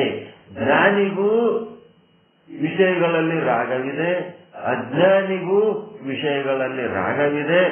ಆದರೆ ಜ್ಞಾನಿಗೆ ದೃಢ ರಾಗದ ಅಭಾವವಿದೆ, ಅಜ್ಞಾನಿಗೆ ದೃಢವಾದ ರಾಗವಿದೆ ವಿಷಯಗಳಲ್ಲಿ. ಆದರೆ ಜ್ಞಾನಿಗಳಿಗೆ ಅದೃಢವಾದ ರಾಗವಿದೆ. ನೋಡ್ರಿ, ಅದೃಢ ರಾಗ, ದೃಢ ರಾಗ ಎರಡು ಶಬ್ದ ಕಲಿತಾರೆ ಮತ್ತೆ. ಅದೃಢ ರಾಗ ಯಾರಿಗಿರ್ತದ, ದೃಢ ರಾಗ ಯಾರಿಗಿರ್ತದ್ರಿ? ಅದೃಢ ರಾಗ ಜ್ಞಾನಿಗಳಿರ್ತದೆ. ಅದೃಢವಾದ ರಾಗ ಸುಜ್ಞಾನಿಗಳಿಗಿರ್ತದೆ. ಮತ್ತೆ ದೃಢವಾದ ರಾಗ ಹಿಡ್ಕೊಂಡಿರ್ತಾರ ವಿಷಯಗಳಿಗೆ. ಯಾರು? ಸಂಸಾರಿ ಅಜ್ಞಾನಿ, ಅವನಿಗೇನದ ದೃಢವಾದ ರಾಗ ಇರ್ತದ. ರಾಗವಿಲ್ಲದೆ ಭೋಗವಾಗುವುದಿಲ್ಲ. ಒಂದ್ ವೇಳೆ ಅವನಿಗೆ ರಾಗನೇ ಇರ್ಲಿಲ್ಲ ಅಂತಂದ್ರೆ ಭೋಗ ಆಗ್ಲಕ್ ಸಾಧ್ಯನೇ ಇಲ್ಲ. ಭೋಗಿಸ್ತಾ ಇದ್ದಾನಂದ್ರೆ ಅವನಿಗೆ ರಾಗ ಅದ. ಏನ್ ಆಸೆ ಇಲ್ಲನ್ರಿ ಅವನಿಗೆ? ಅವನು ಸಂಸಾರ ಮಾಡ್ತಾನ, ಅವನಿಗೇನ್ ಆಸೆ ಇಲ್ಲ ಅಂತೀರೇನು? ಆದ ಆಸೆ, ಆದ್ರ ದೃಢವಾದ ಆಸೆ ಇಲ್ಲ, ಅದೃಢವಾದ ಆಸೆ ಅದ. ಲೌಕಿಕ ಕರ್ಮಿಯ ಭೋಗದ ಒಂದು ವಿಧಾನಕ್ಕೂ ಬ್ರಹ್ಮಜ್ಞಾನಿಯ ಭೋಗದ ವಿಧಾನಕ್ಕೂ ಏನದಂದ್ರೆ ದೃಢರಾಗ ಅದೃಢರಾಗನೇ ಅಲ್ಲಿ ವ್ಯತ್ಯಾಸಗಳದವ. ಅಜ್ಞಾನಿಯು ಇದನ್ನೇ ಉಣ್ಣಬೇಕು, ಈವಾಗಲೇ ಉಣ್ಣಬೇಕು, ಹೀಗೆ ಉಣ್ಣಬೇಕು ಅಂತ ಅವನಲ್ಲಿ ದೃಢವಾದ ರಾಗ.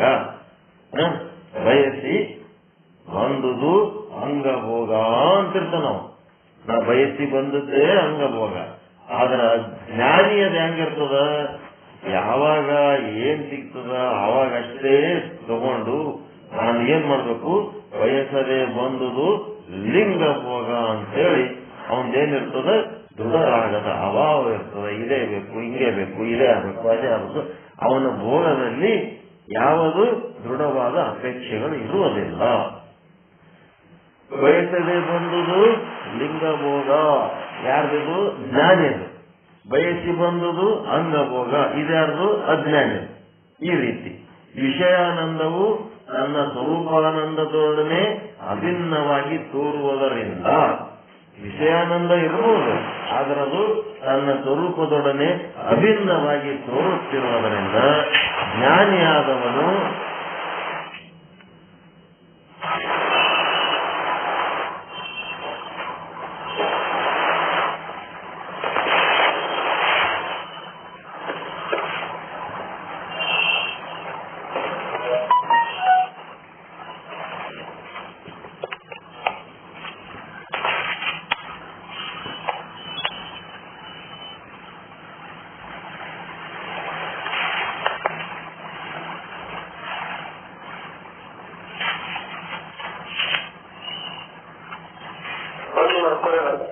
ಅಶೋಕ್ ಖಾದಿಯವರ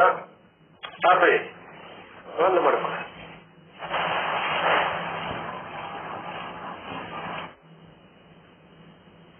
ಜ್ಞಾನಿಯಾದವನು ವಿಷಯಾನಂದವನ್ನ ತನ್ನ ಸ್ವರೂಪದ ಆನಂದವೇ ಇದೆ ಎಂದು ತಿಳಿದುಕೊಂಡಿದ್ದಾನೆ. ಇದು ಬೇರೆ ಯಾರ್ದು ಅಲ್ಲ, ಇದು ನನ್ನ ಆತ್ಮದ ಆನಂದನೇ ಆದ ಅಂತ ತಿಳ್ಕೊಂಡನವ. ವಿಷಯದ ಆನಂದ ಅಲ್ಲ, ಇದು ನನ್ನ ಆತ್ಮದ ಆನಂದನೇ ಆದ ಅಂತ ತಿಳ್ಕೊಂಡನ.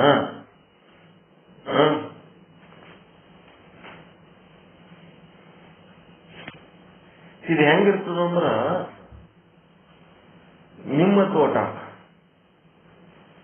ನಿಮ್ಮ ತೋಟದೊಳಗ ಮಾವಿನ ಹಣ್ಣುಗಳು ಬೆಳೆಸಿರಿ, ಮಾವಿನ ಗಿಡಗಳನ್ನು ಬೆಳೆಸಿರಿ. ಮಾವಿನ ಗಿಡ ಬೆಳೆಸಿರಿ, ಮಾವಿನ ಹಣ್ಣುಗಳನ್ನೆಲ್ಲ ಕಿತ್ತಿ ತಂದು ತಿನ್ಲಕತನ ಸೇವಕ. ಮಾವಿನ ಹಣ್ಣು ತಂದು ಕಿತ್ತಿ ತಂದು ನಿಮಗೆ ತಿನ್ನಿಸ್ಲಕತ್ತಾನ. ತೋಟನು ನಿಮ್ದೇ, ಹಣ್ಣು ನಿಮ್ದೇ, ಸೇವಕನು ನಿಮ್ಮವನೇ.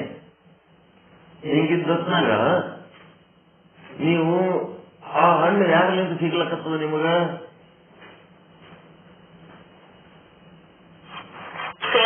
ಸೇವಕನಿಂದ ಸಿಗ್ಲಕತ್ತದ ಅಂತ ಅಂದ್ಮೇಲೆ ಜ್ಞಾನಿ ಆದವಂದೇನು, ಈಗ ನನ್ನ ಹಣ್ಣೆ ಸೇವಕ, ನನ್ನ ಮೂಲಕ ನನಗ್ ಕೊಡ್ಲಕತ್ತಾನ ಅಂತ ತಿಳ್ಕೊಂಡು ಅವನು ಸಂತೋಷವಾಗಿ ತಿಂತಿರ್ತಾನ. ಆದ್ರೆ ಅಜ್ಞಾನಿ ಆದವನ್ ಏನ್ ಮಾಡ್ತಾನ, ಯಾರ್ದೋ ಹಣ್ಣು ಸೇವಕ ತಂದು ತನಗ್ ಕೊಡ್ಲಕತ್ತಾನ ಅಂತ ತಿಳ್ಕೊತಾನ. ಸೇವಕನಿಂದಲೇ ನನಗೆ ಹಣ್ಣು ಸಿಕ್ಕದ ಅಂತ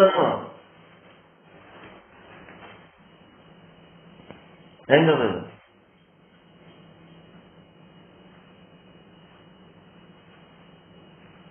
ಸೇವಕನಿಂದ ಹಣ್ಣು ಸಿಕ್ಕದ. ಅಜ್ಞಾನಿ ಸೇವಕನಿಂದ ಸಿಕ್ಕದಂತನ, ಜ್ಞಾನಿಯಾದವನು ನನ್ನ ಹಣ್ಣೆ ಸೇವಕನ ಮೂಲಕ ನನಗೆ ಸಿಕ್ಕದ ಅಂತಾನ. ಈಗ ಪ್ರಿನ್ಸಿಪಾಲ್ ಪಗಾರ ಕೊಟ್ಟ. ಪ್ರಿನ್ಸಿಪಾಲ್ ಪಗಾರ ಕೊಟ್ರಂತಂದ್ರ ಪ್ರಿನ್ಸಿಪಲ್ ಎಲ್ಲಿ ಕೊಟ್ರ ಪಗಾರ? ನೀ ದುಡಿದಿಗೆ ಕೊಟ್ಟಾರ ಇಲ್ಲ? ನಿಮ್ಮ ದುಡಿಮೆ ಫಲನೇ ಹೌದಾ ಅಲ್ಲ ಅದು ಪ್ರಿನ್ಸಿಪಾಲ್ ಪಗಾರ ಕೊಡೋದು?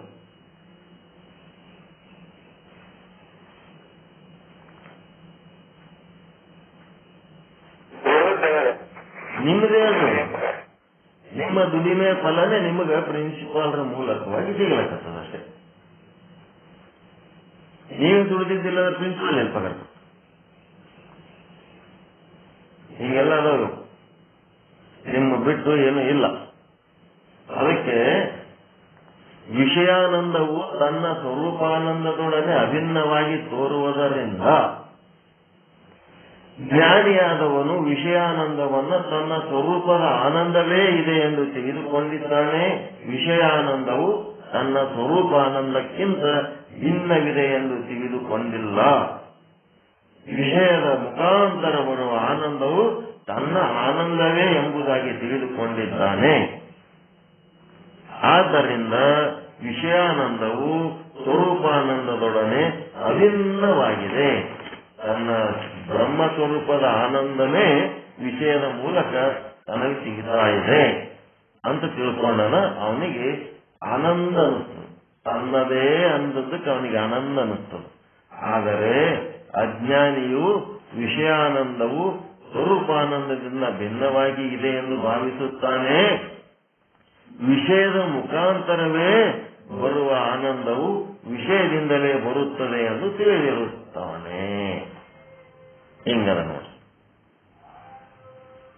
ವಿಷಯ ನಿಂತು ಬರ್ತದ ಅಂತ ಅವ ತಿಳ್ಕೊತಾನ. ಇವ ಏನ್ ತಿಳ್ಕೊತಾನ, ತನ್ನ ಆನಂದ ತನಗೆ ಸಿಗ್ಲಕತ್ತದ ಅಂತ ಇವ ತಿಳ್ಕೊಳ್ತಾನ. ಜ್ಞಾನಿಗೆ ವಿಷಯ ಭೋಗದಲ್ಲಿಯೂ ಕೂಡ ಸಮಾಧಿಯೇ ಇದೆ. ಯಾಕಂದ್ರೆ ಆ ವಿಷಯದಲ್ಲಿ ಅವನಿಗೆ ಆನಂದ ಎಲ್ಲಿ ಸಿಗ್ಲಕತ್ತದ ಅಂತ ತಿಳ್ಕೊಳ್ಳೋಣ.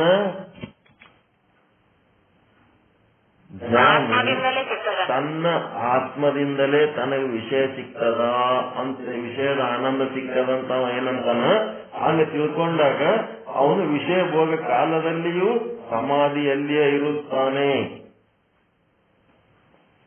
ಅದಕ್ಕೆ 3 ಕಾರಣಗಳು ಸಮಾಧಿಯಲ್ಲಿರೋದು. ವಿಷಯ ಭೋಗ ಕಾಲದಲ್ಲಿರ್ಬೋದು, ಸ್ವರೂಪ ಆನಂದ ಕಾಲದಲ್ಲಿರ್ಬೋದು. ಅವನು ಸದಾ ಕಾಲ ಸಮಾಧಿಯಲ್ಲಿರ್ತಾನ ಜ್ಞಾನಿಯಾದವನು. ಹೆಂಗಪ್ಪ ಅಂದ್ರೆ, ಒಂದನೇ ಪಾಯಿಂಟ್ ನಂಬರ್ 1, ವಿಷಯದ ಮುಖಾಂತರ ಬರುವ ಆನಂದವನ್ನ ತನ್ನ ಆನಂದವೇ ಅಂದ್ರೆ ತನ್ನ ಸ್ವರೂಪದ ಆನಂದವೇ.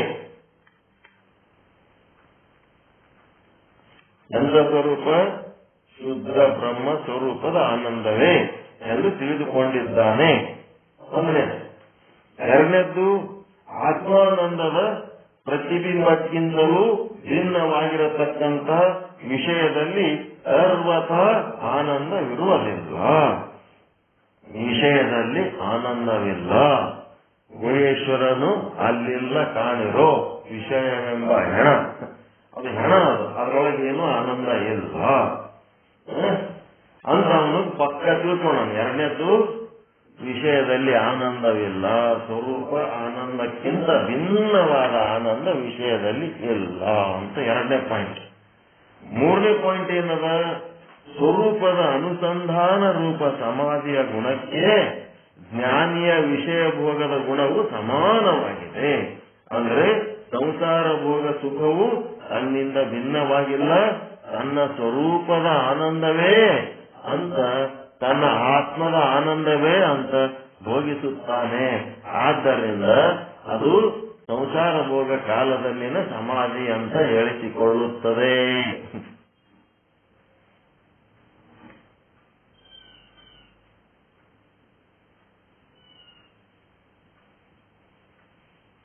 ಅದಕ್ಕೆ ಅವರೊಂದು ಏನ್ ದೃಷ್ಟಾಂತ ಕೊಡ್ತಾರ, ಇದನ್ನ ಹೆಂಗ ಅರ್ಥ ಮಾಡ್ಕೋತೀರಿ ನೋಡ್ರಿ. ಈ ಪುರುಷ ಶಿವನಿರುತ್ತಾನೆ. ಶಿವದಂತ ಮನುಷ್ಯ ಅದನಿವ, ಶಿವ ಬಂತ ನೋಡಪ್ಪ ಶಿವ ಅಂತಾರ. ಸಿಂಹಾಸನ ಅಂತ ಮಾಡಿ ಅದ್ರ ಮೇಲೆ ಕೂತವನಿಗೆ ಶಿವ ಅಂತಾರ.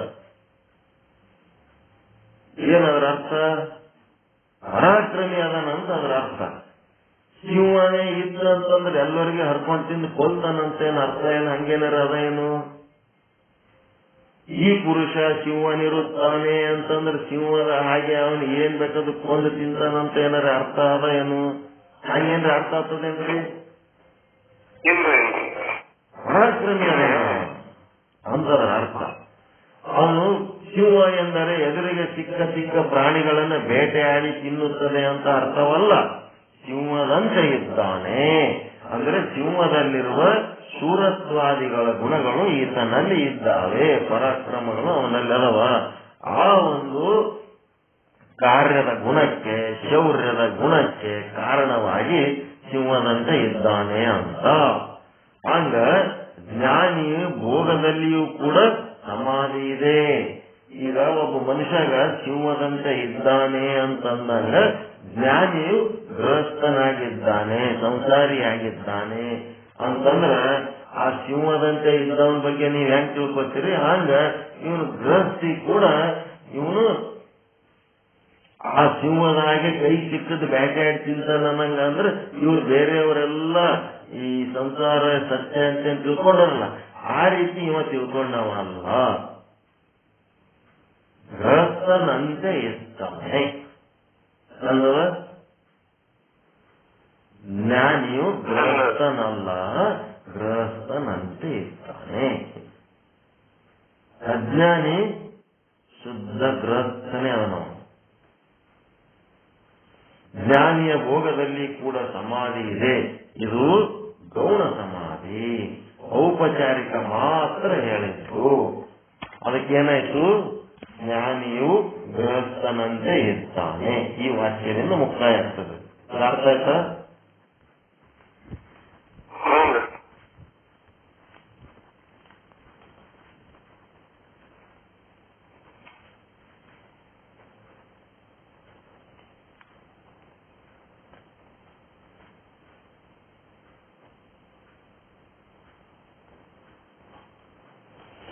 ಗೃಹಸ್ಥ ಅಷ್ಟೇ ಗೃಹಸ್ಥನಾಗಿದ್ದರೂ ಶಾಂತಿಗೊಳ್ಳದಂತೆ ಇದ್ದಾನೆ. ಗೃಹಸ್ಥನಂತೆ ಸಿಂಹದಂತೆ ಅದಾನಂದ್ರ ಸಿಂಹ ಬಹಳ ವ್ಯವಹಾರಗಳೆಲ್ಲ ಮಾಡ್ತಾವಂತಲ್ಲ, ಪರಾಕ್ರಮ. ಇವನು ಗೃಹಸ್ಥನಂತೆ ಇದ್ದಾನೆ ಅಂತಂದ್ರ ಬೇರೆಯವರೆಲ್ಲ ನಾನು ನನ್ನದು ಅಂತೇಳಿ ಸಂಸಾರ ತೆಕ್ಕಿ ಹಾಕೊಂಡು ಗೋಳಾಡ್ತಿರ್ತಾರಲ್ಲ, ಅಂತದ್ ಇಲ್ಲ. ಅವನು ಗೃಹಸ್ಥನಂತೆ ಅಷ್ಟೇ. ಅವನಿಗೆ ಪೂರ್ಣ ಅದರ ಮೇಲೆ ಮೋಹ ಇಲ್ಲ.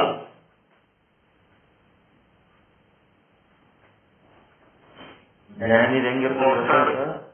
ಗೃಹಸ್ಥರ ಹಾಕಿರ ಗೃಹಸ್ಥನಂತೆ ಹಾಕಿರ ನಾಟಕ ಮಾಡಬೇಕು. ಕರ್ನಾಟಕ ಗೃಹಸ್ಥನಂತೆ ನಾಟಕ ಮಾಡಬೇಕು. ಖರೆ ಗೃಹಸ್ಥರಾಗಬಾರದು. ಬ್ರಹ್ಮಜ್ಞಾನದಾಗ ನಾಟಕ ಮಾಡಿದ್ರೆ ನಡೆಯಂಗಿಲ್ಲ. ಇಲ್ಲಿ ಖರೆ ಶುದ್ಧ ಬ್ರಹ್ಮರಾಗಬೇಕು. ಯಾಕಂದ್ರೆ ಮೋಕ್ಷ ಸಿಗಲ್ಲ ಇಲ್ಲಿ. ಅಲ್ಲಿ ನಾಟಕ ಮಾಡಿದ್ರೆ ಏನು ಹೋಗಲ್ಲ, ಏನು ಆಗಲ್ಲ. ಏನಾಗಲ್ಲ ಆಗ್ತಿರ್ತದ, ಹೋಗೋದು ಹೋಗ್ತಿರ್ತದ ಸಂಸಾರದೊಳಗೆ. ಆದ್ರೆ ಇಲ್ಲಿ ನಾಟಕ ಮಾಡಂಗಿಲ್ಲ. ಕರ್ನಾಟಕ ಮಾಡಬೇಡ, ಹಕ್ಕತನ ತೋರಿಸ್ಬೇಡ.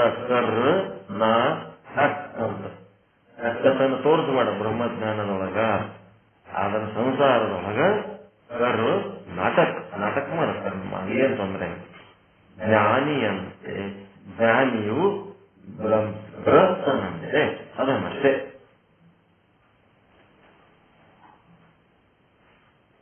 ಮೂರು ದೃಷ್ಟಾಂತ ಆಯ್ತು. ಇನ್ನು ನಾಲ್ಕನೇ ದೃಷ್ಟಾಂತ ಏನ್ ಕೊಡ್ತಾನ? ಸಣ್ಣ ಕೂಸಿರ್ತದಲ್ರಿ, ಕೂಸು ಏನ್ ಮಾಡ್ತದ? ಅದು ಕಾಲ್ ತಗೊಂಡು ತನ್ನ ಕೈ ಹಿಡ್ಕೊತದ. ತನ್ನ ಕಾಲ್ ತಗೊಂಡು ಕೈ ಹಿಡ್ಕೊತದ. ಹಿಡ್ಕೊಂಡು ಏನ್ ಮಾಡ್ತದ? ಹೆಬ್ಬಟ್ಟು ಏನ್ ಮಾಡ್ತದೆ? ಆ ಹೆಬ್ಬಟ್ಟು ತಗೊಂಡು ಬಾಯಿಗೆ ಇಟ್ಕೊಂಡು ಚಿಕ್ತದ. ಚಂದ ಚಿಕ್ತದ, ಜೊಲ್ಲು ಸುರಿಸ್ತದ. ಒಂದೇ ತಗೊಂಡು ಹೆಬ್ಬಟ್ಟು ತಗೊಂಡು ಚೀಪಿ ಜೊಲ್ಲು ಸುರಿಸ್ತದ. ಅಷ್ಟು ಜೊಲ್ಲು ಸುರಿಸಷ್ಟು ಅದು ಖುಷಿ ಆಗ್ತದ ತಾನು ಹೆಬ್ಬಟ್ಟು ತಗೊಂಡು ಚೀಪಿದ್ರು. ಹಂಗ ಇಲ್ಲಿ ಬಾಲಕನು ತನ್ನ ಕಾಲಿನ ಬೆರಳು ಚೀಪುವಂತೆ ಆ ಚೀಪಿದಾಗ ದೊರೆಯುವ ಆನಂದ ತನ್ನೊಳಗಿನಿಂದಲೇ ಬರುತ್ತದೆಯೋ ಅಥವಾ ಹೊರಗಿನಿಂದಲೇ ಬರುತ್ತದೆಯೋ? ಕಾಲು ತಂದೆ, ಕೈನೂ ತಂದೆ, ಬಾಯಿನೂ ತಂದೆ, ಜೊಲ್ಲೂ ತಂದೆ. ಹೊರಗಿಂದ ಏನಾರ ಅದೇನು ಅದ್ರ ಬಲ್ಲಿ ಕೂಸು ಕಾಲು ಚೀಪಿಗೆ ಖುಷಿ ಪಡೋದ್ರಾಗ? ತನ್ನೊಳಗಿನ ಆನಂದ, ಆ ಆನಂದ ಅನುಭವಿಸಿದಕ್ಕೆ ಅದು ತಾನೇ ತನ್ನ ಜೊಲ್ಲು ಸುರಿಸ್ತಾ ಇರ್ತದ. ಹಂಗ ತನ್ನೊಳಗಿನ ಆನಂದವೇ ತಾನು ಅನುಭವ ಮಾಡುತ್ತಿರುತ್ತದೆ. ನಿಮ್ಮೂರು ಬಸ್ಸು ಆಯಾ ಬೇರೆ ಊರು ಮಂದಿ ಊರಿಗೆ ಹೋಗಿ ಬಂದಂಗ ಆನಂದ ಆನಂದ ಆನಂದ ಆನಂದ. ಮತ್ತೆ ಇನ್ನೊಂದು ದೃಷ್ಟಾಂತ. ಏನು ದೃಷ್ಟಾಂತ ಅಂದ್ರೆ, ದಂತರಹಿತನಾದ ವಯೋವೃದ್ಧ ಮುದುಕ ಏನ್ ಮಾಡ್ತಾನ? ಅಲ್ಲಿರ್ಲಾರ ಮುದುಕ ತನ್ನ ತುಟಿ, ತನ್ನ ದವಡೆ ಮಾತ್ರದಿಂದ ಮೆಲುಕಾಡಿಸುವಂತೆ, ಬಾಯಾಗ ಹಲ್ಲಿಲ್ಲ ಆದ್ರೂ ಏನೋ ತಿನ್ಲಕತ್ತನ ಅನ್ನಂಗ. ಅವನ ಬಾಯಾಗ ಏನೇನು ಇಲ್ಲ ಆದ್ರೂ ಅವನು ಒಸಡಿ ತುಟಿಲಿಂದ ಏನೋ ತಿನ್ಲಕತ್ತನಂಗ ಬಾಯಾಡಿಸ್ತಿರ್ತಾನಂತ. ನೋಡಿರೇನಂತ ಮುದುಕರನ್ನ? ಬಾಯಾಗ ಏನು ಇಲ್ಲ ಅಂತಂದ್ರು ಹಂಗೇ ಬಾಯಾಡಿಸಿರ್ತಾವಂತ ಮುದುಕರು.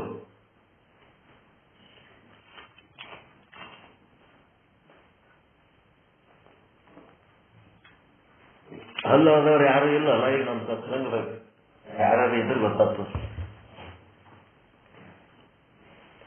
ಹಲ್ಲು ಹೋದವರು ಯಾವಾಗಲೂ ಮೆಲುಕು ಹಾಕುತ್ತಿರುತ್ತಾರೆ, ಬಾಯಲ್ಲಿ ಏನೂ ಇರಲ್ಲ. ಮೆಲುಕಾಡಿಸುವುದರಲ್ಲಿಯೇ ಒಂದು ತರ ಅವರಿಗೆ ಆನಂದವಿರುತ್ತದೆ. ಅಲ್ಲಿ ತನ್ನ ಒಳಗಿನ ಆನಂದವನ್ನೇ ಅನುಭವಿಸುತ್ತಿರುತ್ತಾನೆ. ಹೊರಗಿನ ವಿಷಯ ಯಾವುದೂ ಅಲ್ಲಿ ಇಲ್ಲ. ಅದು ಅನ್ಯ ವಿಷಯದ ಭೋಗವಲ್ಲ. ಅದು ಬೇರೆ ವಿಷಯದ ಭೋಗ ಅಲ್ಲ.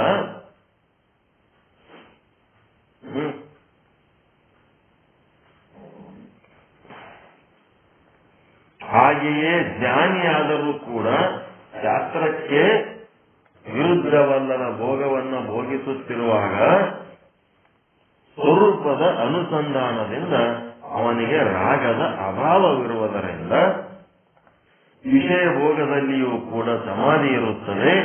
ಇದು ಉತ್ತಮ ಸಮಾಧಿ. ಶಾಸ್ತ್ರಕ್ಕೆ ವಿರುದ್ಧವಲ್ಲದ ಭೋಗ ಸಿಕ್ಕ ಭೋಗ ಅಲ್ಲ, ಶಾಸ್ತ್ರಕ್ಕೆ ವಿರುದ್ಧವಲ್ಲದ ಭೋಗ. ಅದಕ್ಕೇನಂತೀರಿ? ನಿಷಿದ್ಧ ಭೋಗ, ಇನ್ನೊಂದೆಂತ ಭೋಗ? ವಿಹಿತ ಭೋಗ. ವಿಹಿತ ನಿಷಿದ್ಧ. ವಿಹಿತ ಇದ್ದದ್ ಮಾಡ್ಕೊತಿರ್ತಾನ, ನಿಷಿದ್ಧ ಇದ್ದದ್ ಮಾಡಂಗಿಲ್ಲ. ಎದ್ರತ್ತದ್ದು ಭೋಗವಲ್ಲ, ಸಿಕ್ಕ ಭೋಗವಲ್ಲ, ಶಾಸ್ತ್ರಕ್ಕೆ ವಿರುದ್ಧವಲ್ಲದ ಭೋಗ. ಮನಸ್ಸಿನ ಇಚ್ಛೆ ಇಲ್ಲ, ಆದರೂ ಅನಿವಾರ್ಯವಾಗಿ ಆತ ಭೋಗಿಸುತ್ತಿದ್ದಾನೆ. ಅರಿವಿನ ಶಾಸ್ತ್ರ ಸಮ್ಮತ. ಅಜ್ಞಾನಿಯ ವಿಷಯ ಭೋಗ ಅದು ವಿಕ್ಷೇಪಯುಕ್ತವಾಗಿರುವುದರಿಂದ ಅತಿ ಅಧಮ ವಿಷಯ ಸಮಾಧಿ ಆಗಿರುತ್ತದೆ. ಅಜ್ಞಾನಿಯ ವಿಷಯ ಭೋಗ ಹೆಂಗಿರ್ತದಂದ್ರ, ಅಜ್ಞಾನಿಯ ವಿಷಯ ಭೋಗದಲ್ಲಿ ಅವನು ಮನಸ್ಸು ಚಂಚಲಾಗಿರ್ತದ. ಮನಸ್ಸು ಚಂಚಲಾಗಿ ಅದನ್ನು ಅನುಭವಿಸಿ ಮನಸ್ಸು ಶಾಂತ ಮಾಡ್ಕೋಬೇಕಂತಿರ್ತಾನ. ವಿಕ್ಷೇಪಯುಕ್ತ ಇರ್ತದ. ಜ್ಞಾನಿಯ ಭೋಗ ವಿಕ್ಷೇಪ ರಹಿತ ಇರ್ತದ. ಅವನ ಮನಸ್ಸು ವಿಷಯದ ಸಲುವಾಗಿ ಚಂಚಲ ಆಗಲ್ಲ. ವಿಷಯ ಭೋಗಕ್ಕ ಚಂಚಲ ಆಗ್ಲಾರ್ದೆ ತಾನಿದ್ದಲ್ಲೇ ಭೋಗ ಬಂದ್ರ ಅವನು ಮಾಡ್ತಾನೆ, ಇಲ್ಲಾಂದ್ರೆ ತಾನ ಲೆಕ್ಕದಾಗ ತಾನಿರ್ತಾನ. ಇವನ್ ಏನಿರ್ತದ? ಅಜ್ಞಾನಿಯ ವಿಷಯ ಭೋಗ ಅದು ವಿಕ್ಷೇಪಯುಕ್ತವಾಗಿರುತ್ತದೆ. ಅತಿ ಅಧಮ ವಿಷಯ ಸಮಾಧಿ ಆಗಿರುತ್ತದೆ. ಅದು ಉತ್ತಮ ಸಮಾಧಿ ಅಲ್ಲ, ಅದು ಅತಿ ಅಧಮ ಸಮಾಧಿ ಆಗಿರುತ್ತದೆ. ಆದ್ದರಿಂದ ನಾಯಿಯ ತಲೆಬುರುಡೆಯಲ್ಲಿ ಹಾಕಿದ ಹಾಲಿನಂತೆ ಅವನ ವಿಷಯ ಆದರ ಮಾಡಲು ಯೋಗ್ಯವಿರುವುದಿಲ್ಲ, ಆದರ ಮಾಡುವುದಕ್ಕೆ ಯೋಗ್ಯ ಇಲ್ಲ. ಮನಸ್ಸು ಚಂಚಲ ಮಾಡ್ಕೊಂಡು ಆಸೆ ಪಟ್ಟು ಅದೇ ತಿನ್ಬೇಕು, ಹಿಂಗೆ ತಿನ್ಬೇಕು, ಅದೇ ಮಾಡ್ಬೇಕು, ಇದೇ ಮಾಡ್ಬೇಕು, ಅಲ್ಲಿಗೆ ಹೋಗ್ಬೇಕು, ಇಲ್ಲಿಗೆ ಹೋಗ್ಬೇಕಂತೇಳಿ ಮನಸ್ಸು ಚಂಚಲ ಮಾಡಿಕೊಂಡು ತನ್ನ ಬ್ರಹ್ಮ ಸ್ವರೂಪವನ್ನು ಮರೆತು ಪಶುವಿನ ಹಾಗೆ ವರ್ತಿಸಿ ಆ ಭೋಗಗಳನ್ನ ಪಡೆದು ಅವ ಸುಖ ಅನುಭವಿಸ್ತಿರ್ತಾನ. ಅದು ಅಧಮ ಸಮಾಧಿ, ಕೆಟ್ಟ ಸಮಾಧಿ, ಅದು ಅಯೋಗ್ಯ ಸಮಾಧಿ ಇರ್ತದ. ಆ ಸಮಾಧಿ ಹ್ಯಾಂಗಿರ್ತದಪ್ಪ ಅಂತಂದ್ರೆ ನಾಯಿ ತಲೆ ಬುರುಡೆ ಒಳಗೆ ಹಾಕಿದ ಹಾಲಿನಂತೆ. ಅದನ್ನ ಆಧಾರದಿಂದ ಕುಡಿಯಲು ಬರುವುದಿಲ್ಲ, ಯೋಗ್ಯವಿರುವುದಿಲ್ಲ ಅಂತ. ಏನ್ ಮಾಡೋದು? ಇನ್ನು ಮುಂದ ಒಂದು ಪ್ರಶ್ನೆ ಕ್ರಿಯೇಟ್ ಆಗ್ಯದ. ಆ ಪ್ರಶ್ನೆ ಉತ್ತರ ನಾಳೆ ನೋಡೋಣ. ಕೆಲವರ ಪ್ರಶ್ನೆ ಏನದ? ಜ್ಞಾನಿಗಳಿಗೆ ವಿಷಯದಿಂದ ಬರುವ ಆನಂದವೂ ಕೂಡ ತನ್ನ ಸ್ವರೂಪದ ಆನಂದವೇ ಹೌದಲ್ಲ, ಮತ್ತೆ ಅಜ್ಞಾನಿಗಳ ವಿಷಯದಿಂದ ಬರುವ ಆನಂದಕ್ಕೆ ಸ್ವರೂಪದ ಆನಂದ ಏಕೆ ಅನ್ನುವುದಿಲ್ಲ? ದುಃಖ ಹೇಯ ಅಂತ ಏಕೆ ಹೇಳುವಿರಿ ಅಂತ ಪ್ರಶ್ನೆ ಕೇಳಕತ್ತಾನ. ಜ್ಞಾನಿ ಮಾಡ್ದಂಗೆ ಅಜ್ಞಾನಿನೂ ಮಾಡ್ತಿರ್ತಾನ. ಅಜ್ಞಾನಿ ವಿಷಯ ಭೋಗ ಮತ್ತು ಜ್ಞಾನಿಯ ವಿಷಯ ಭೋಗದಲ್ಲಿ ಒಂದು ಪಾರ್ಶಾಲಿಟಿ ಮಾಡ್ಲಕತ್ತೀರಿ. ಏನಂದ್ರ ಜ್ಞಾನಿ ವಿಷಯ ಭೋಗ ಅಜ್ಞಾನಿ ವಿಷಯ ಭೋಗ ವ್ಯತ್ಯಾಸದವೇನು? ಇಲ್ಲ, ಎರಡು ಒಂದೇ ತರ ಅದಾವ. ಆದ್ರ ಜ್ಞಾನಿ ವಿಷಯ ಭೋಗದೊಳಗೆ ಏನ್ ಹೇಳ್ತೀರಿ? ಸುಖ ತನ್ನ ಆತ್ಮದಿಂದ ಬಂದದಂತಾನ. ಮತ್ತ ಅಜ್ಞಾನಿಯ ವಿಷಯ ಭೋಗದೊಳಗ ಸುಖ ಅವನ ಆತ್ಮದಿಂದ ಬಂದಿರ್ತದ ಇಲ್ಲ, ಅದು ಬಿಟ್ಟಿಗೆ ವಿಷಯದಿಂದಲೇ ಬಂದದ ತಾವ ತಿಳ್ಕೊಂಡಂತೇಳಿ ಈಗ ಕೇಳಕತ್ತೀರಿ ನೀವು. ಅಧಮ ಸಮಾಧಿ ಮತ್ತ ಉತ್ತಮ ಸಮಾಧಿ ಅಂತೇಳಿ ವ್ಯತ್ಯಾಸ ಮಾಡಿ ಹೇಳಕತ್ತೀರಿ. ಇಬ್ರು ಸಂಸಾರ ಮಾಡೋದ್ರಾಗ ಒಂದೇ ಅದರ. ಏನ್ ವ್ಯತ್ಯಾಸ ಅದ? ಅವನೇನು ನಾನೇನು, ನಾನು ಅವನೇ, ಅವನ ನಾನು ಒಬ್ಬ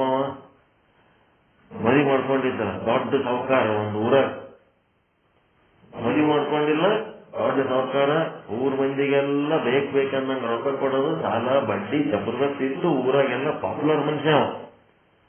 ಆ ಊರಿಗೊಬ್ಬ ಶಿವಯೋಗಿ ಮಠಾಧೀಶನಾಗಿ ಹೋದ. ಇವನಿಗೆ ಬಿದ್ದವ ಏನು, ಅವನು ಮದುವೆ ಮಾಡ್ಕೊಂಡಿಲ್ಲ, ನಾನು ಮದುವೆ ಮಾಡ್ಕೊಂಡಿಲ್ಲ, ನಾನು ಬ್ರಹ್ಮಚಾರಿ ಇದ್ದೀನಿ. ಇವ್ ಮದುವೆ ಮಾಡ್ಕೊಳ್ಳಾರ್ದು, ಪಟ್ಟ ಇಲ್ಲ, ಅಧಿಕಾರ ಇಲ್ಲ, ಬಡ್ಡಿ ವ್ಯವಹಾರ ಮಾಡ್ಕೊಳ್ಳಂತವ್, ಮದುವೆ ಮಾಡ್ಕೊಳ್ಳಾರ್ದಿದ್ದಂತವ ಅವ ಪಟ್ಟಾಧಿಕಾರ ತಗೊಂಡು ಕಾಶಿ, ಕೇದಾರ, ಬದ್ರಿದಾಗ ಹೋಗಿ ಸನ್ಯಾಸಿಯಾಗಿ ಎಲ್ಲಾ ರೀತಿ ಧಾರ್ಮಿಕ ಸಂಸ್ಕಾರಗಳು, ನೈತಿಕತೆ, ಧಾರ್ಮಿಕತೆ, ಆಧ್ಯಾತ್ಮಿಕತೆ, ಒಂದು ಜೀವನ ಶ್ರೇಷ್ಠ ಜೀವನ ಮಟ್ಟದ ಸಂಸ್ಕಾರ ಹೊಂದಿ ಬಂದವನಿಗೆ ಇವ ಸಾಹುಕಾರ ನನ್ಗೆ ಅವನಿಗೆ ಏನ್ ವ್ಯತ್ಯಾಸ ಅದ ಅಂತಿದ್ ನಾವು. ಸಂಸ್ಕಾರದಾಗ ವ್ಯತ್ಯಾಸ ಇರ್ತಾವ ಇಲ್ರಿ? ಒಬ್ಬ ಸನ್ಯಾಸಿ ಆಗ್ಬೇಕಾದ್ರೆ ಅವನಲ್ಲಿರೋ ಪೂರ್ವ ಸಿದ್ಧತೆಗಳು ಏನದ, ಮದುವೆ ಮಾಡ್ಕೊಳ್ಳೋದು ಒಂದು ಬಿಡುನ, ಏನ್ ಸನ್ಯಾಸಿಗಳಿಗೆ ಮಠಾಧೀಶರಿಗೆ ಸಮ ಆಗ್ತೇವೆ ನಾವು? ಅವ್ರ ಸಾಧನೆ, ಅವ್ರದ್ದು ಯೋಚನೆ, ಅವ್ರದ್ದು ಜೀವನ ವಿಧಾನ, ನಾವು ಅವರು ಒಂದೇ ಆಗ್ಬಿಡ್ತೀವ. ಹಿಂಗ ಇಲ್ಲೇನಾಗ್ಲಿಕ್ಕತ್ತದ, ಇಂಥದೊಂದು ಪ್ರಶ್ನೆ ಬರ್ಲಿಕ್ಕತ್ತದ. ಮುಖ್ಯ ಪ್ರಶ್ನೆ ಅದ ಇಲ್ಲ ಅದು, ಸಂಸಾರಿಯ ವಿಷಯ ಭೋಗ ಮತ್ತ ಬ್ರಹ್ಮಜ್ಞಾನಿಯ ವಿಷಯ ಭೋಗ, ಜ್ಞಾನಿಯ ವಿಷಯ ಭೋಗ, ಅಜ್ಞಾನಿ ವಿಷಯ ಭೋಗ ಇಬ್ಬರು ಸೇಮ್ ಇರ್ತದ. ಅದಕ್ಕೆ ಯಾಕೆ ವ್ಯತ್ಯಾಸ ಮಾಡಿ ಹೇಳ್ತೀರಿ ಅಂತ ಕೇಳಕತ್ತ. ಅದ್ರ ವ್ಯತ್ಯಾಸದ್ದು ಸೂಕ್ಷ್ಮ ಧರ್ಮ ಏನನ್ನೋದು ನಾಳೆಗೆ ಹೇಳ್ತಾರೆ. ಟೈಮ್ ಆಗ್ತದ. ಇವತ್ತೇನು ರಂಜಾನ್ ಸ್ಪೆಷಲ್ ಏನ್ ಮಾಡ್ತಾರೆ ರಂಜಾನ್ ದಿವಸ?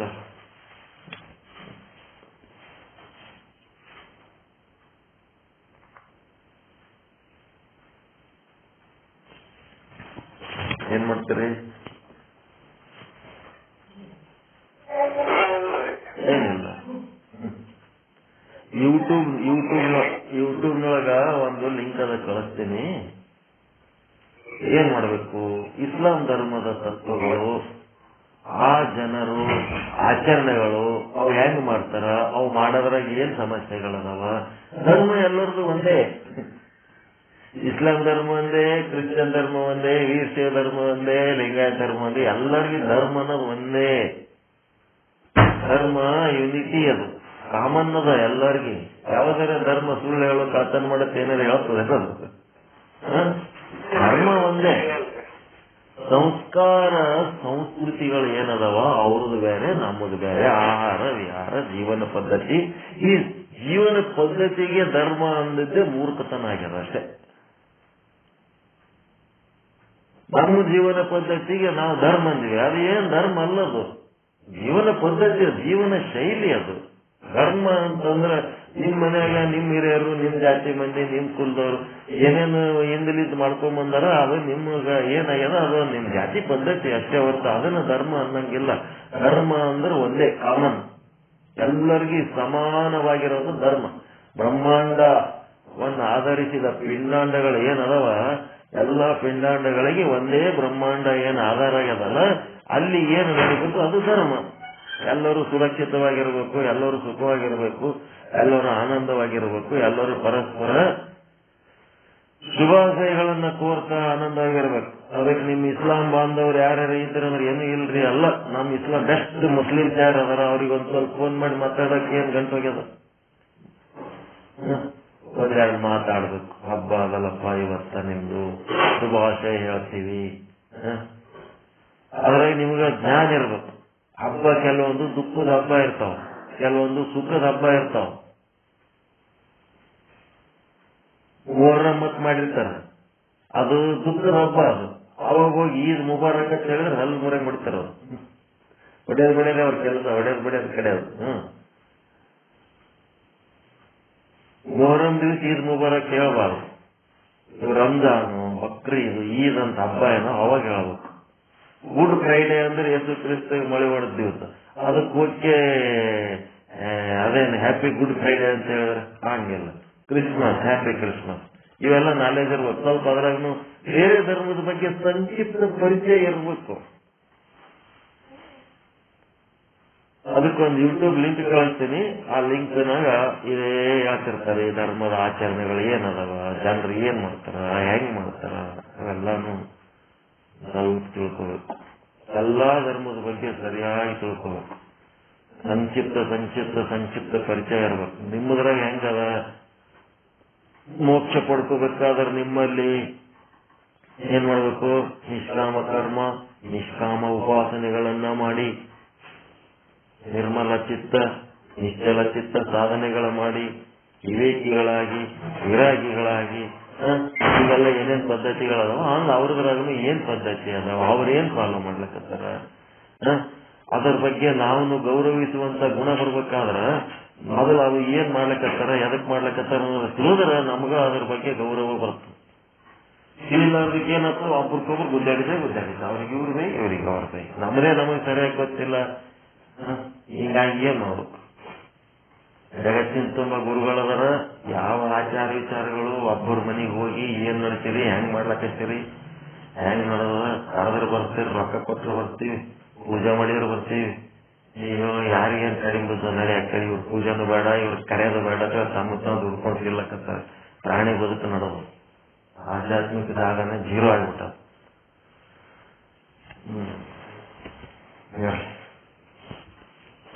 ಒಂದು ಲಿಂಕ್ ಕಳಿಸ್ತೀನಿ ಯೂಟ್ಯೂಬ್, ಅದು ಓಪನ್ ಮಾಡಿ ನೋಡ್ರಿ, ಕೇಳ್ರಿ ಹೆಂಗಿರ್ತದ. ನಿಮ್ ಇಸ್ಲಾಂ ಬಾಂಧವ್ರು ಯಾರ ಇದ್ರು ಅಂತಂದ್ರೆ ಅವ್ರಿಗೆ ಫೋನ್ ಮಾಡಿ ಮಾತಾಡ್ತೀರಿ. ಈಗ ಮುಂಜಾನೆ ಮಾಡ್ಬೇಕು, 12 ಸುಮಾರಿಗೆ ಮಾಡ್ಬೇಕು. ಬೆಳಗ್ಗೆ ಅವರೆಲ್ಲ ಹಬ್ಬದ ಆಚಾರ ವಿಚಾರದಾಗ ಇರ್ತಾರೆ. ಎಲ್ಲರ ನಮಾಜ್ನ ಮಾಡ್ಕೋತ ಅವ್ರ ಪ್ರೇಯರ್ ಅದು ಎಷ್ಟು ಚಂದ ಮಾಡ್ತಾರ ಅವ್ರ ಹಬ್ಬಗಳಿದ್ದಾಗ. ನಮಗ್ ಪ್ರೇಯರ್ ಮಾಡೋಂಥವ್ ಏನಾರ ಅದ ಯಾವ ಹಬ್ಬಗಳು ಬರೀ ಬಟ್ಟೆ ಹಾಕೊಳ್ಳೋದು, ಹೋಳಿಗೆ ಮಾಡೋದು, ತಿನ್ನೋದು, ಕಡುಬು ತಿನ್ನೋದು, ಬಜಾರು ಅಂತ ಯಾವದವ ಅಂತವಿದ್ರೂ ಮಾಡಂಗಿಲ್ಲ. ಓಕೆ, ಎಲ್ಲರಿಗೂ ಒಳಿತಾಗಲಿ, ಎಲ್ಲರಿಗೂ ಶುಭವಾಗಲಿ. ಪರಮಾನಂದ ಪ್ರಾಪ್ತಿ ಭವ, ಸರ್ವ ದುಃಖ ನಿವೃತ್ತಿ ಭವ, ಇಷ್ಟಾರ್ಥ ಸಿದ್ಧಿರಸ್ತು, ಯಶಸ್ವಿ ಭವ. ಓಂ ಶಾಂತಿ ಶಾಂತಿ ಶಾಂತಿ ಸರ್ವ ಶಾಂತಿ.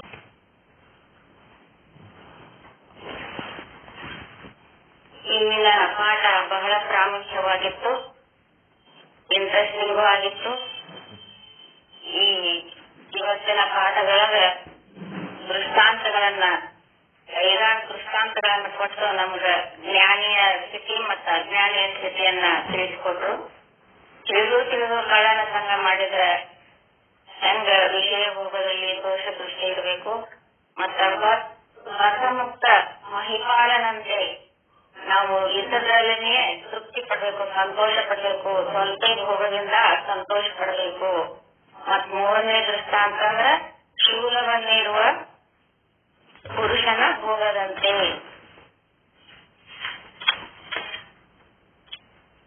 ಶೂಲವನ್ನಿರುವ ಪುರುಷನ ಭೋಗದಂತಂದ್ರ ಈ ಜ್ಞಾನಿಯ ಸಂಸಾರ, ಅಜ್ಞಾನಿಯ ಸಂಸಾರ. ಜ್ಞಾನಿ ತನ್ನ ಆತ್ಮದಿಂದಲೇ ಸುಖ ದೊರೆತದಂತ ತಿಳಿದಾನ, ಅಜ್ಞಾನಿ ವಿಷಯದಿಂದ ಸುಖ ದೊರೆತದಂತ ತಿಳಿದಾನ. ಬ್ರಹ್ಮಜ್ಞಾನಿ ಸಂಸಾರ ಮಾಡಿದ್ರು ಅವನ ಚಿತ್ತ ಬ್ರಹ್ಮಜ್ಞಾನದಲ್ಲೇ ಇರ್ತತಿ, ಆತ್ಮಾನಂದದಲ್ಲೇ ಇರ್ತತಿ. ಉದಾಹರಣೆಗಾಗಿ ಜನಕರಾಜ, ಶುಕಮುನಿ ಶುದ್ಧ ಚಿತ್ತರಾಗಿ ನಿಶ್ಚಲರಾಗಿ ಸದಾಕಾಲ ಬ್ರಹ್ಮದ ಆನಂದದಲ್ಲಿ ಇರ್ತಿದ್ರು. ಸುಖ ದುಃಖಗಳು ಬಂದಾಗ ಎರಡನ್ನು ಸಮನವಾಗಿ ಸ್ವೀಕರಿಸ್ತಿದ್ರು. ಅವು ಒಂದೇ ನಾಣ್ಯದ 2 ಮುಖಗಳಿದ್ದಂಗ. ದುಃಖಗಳು ಬಂದ್ರ ಪಾಠ ಕಳಿಸಿ ಹೋಗ್ತಾವು. ತೆರೆಗಳಿಂದ ಸಮುದ್ರದಂತೆ ಇರಲು ಸಾಧ್ಯವಿಲ್ಲ, ಅದರಂತೆ ದುಃಖಗಳು ಬರುವುದು ಸಹಜವಾಗಿರ್ತತಿ. ಅಕ್ಕ ಮಹಾದೇವರು ತಮ್ಮ ವಚನದಲ್ಲಿ ಬೆಟ್ಟದ ಮೇಲೊಂದು ಮನೆಯ ಮಾಡಿ ಮೃಗಗಳಿಗೆ ಹಂಚಿದ ಎಂತಯ್ಯ ಅಂತ ಹೇಳ್ಯಾರ. ಈ ಬೆಟ್ಟದಂಗ ನಾವು ಎಷ್ಟು ಕಷ್ಟ ಬಂದ್ರು ನಾವು ಸ್ಥಿರವಾಗಿ ಕಲ್ಲಿನ ಗಟ್ಟಿಯಾಗಿ ನಿಂತಿರ್ಬೇಕು. ಮತ್ತ ಮಳೆ ಇಡೀ ಮಳೆ ಸುರಿಯೆ, ಕಷ್ಟಗಳ ಮಳೆ ಇಡೀ ಸುರಿಯೆ ಅಂತ ಹೇಳಿ ದೇವರು ಹೇಳ್ಯಾರ. ಎಷ್ಟೇ ಕಷ್ಟಗಳು ಬಂದ್ರು ನಾವು ತೃಪ್ತರಾಗದೆ ಸಮಾನ ಸ್ಥಿತಿಯಲ್ಲಿರಬೇಕು. ಸಮುದ್ರದ ತಡಿಗಳೊಂದು ಮನೆ ಮಾಡಿ ಹೊರ ತಡೆಗಳಿಗೆ ಅಂಟಿಗಳಿಗೆ ಅಂತಯ್ಯ ಅಂತ 2ನೇ ಶಾಲಕ್ ಮಾದೇವರು ಹೇಳ್ಯಾರ. ಈ ನೊರೆತರಗಳು ಬಂದ್ರ ಅವುಗಳಿಗೆ ನಾವು ಅಂಜದಂಗ ಇರಬೇಕು.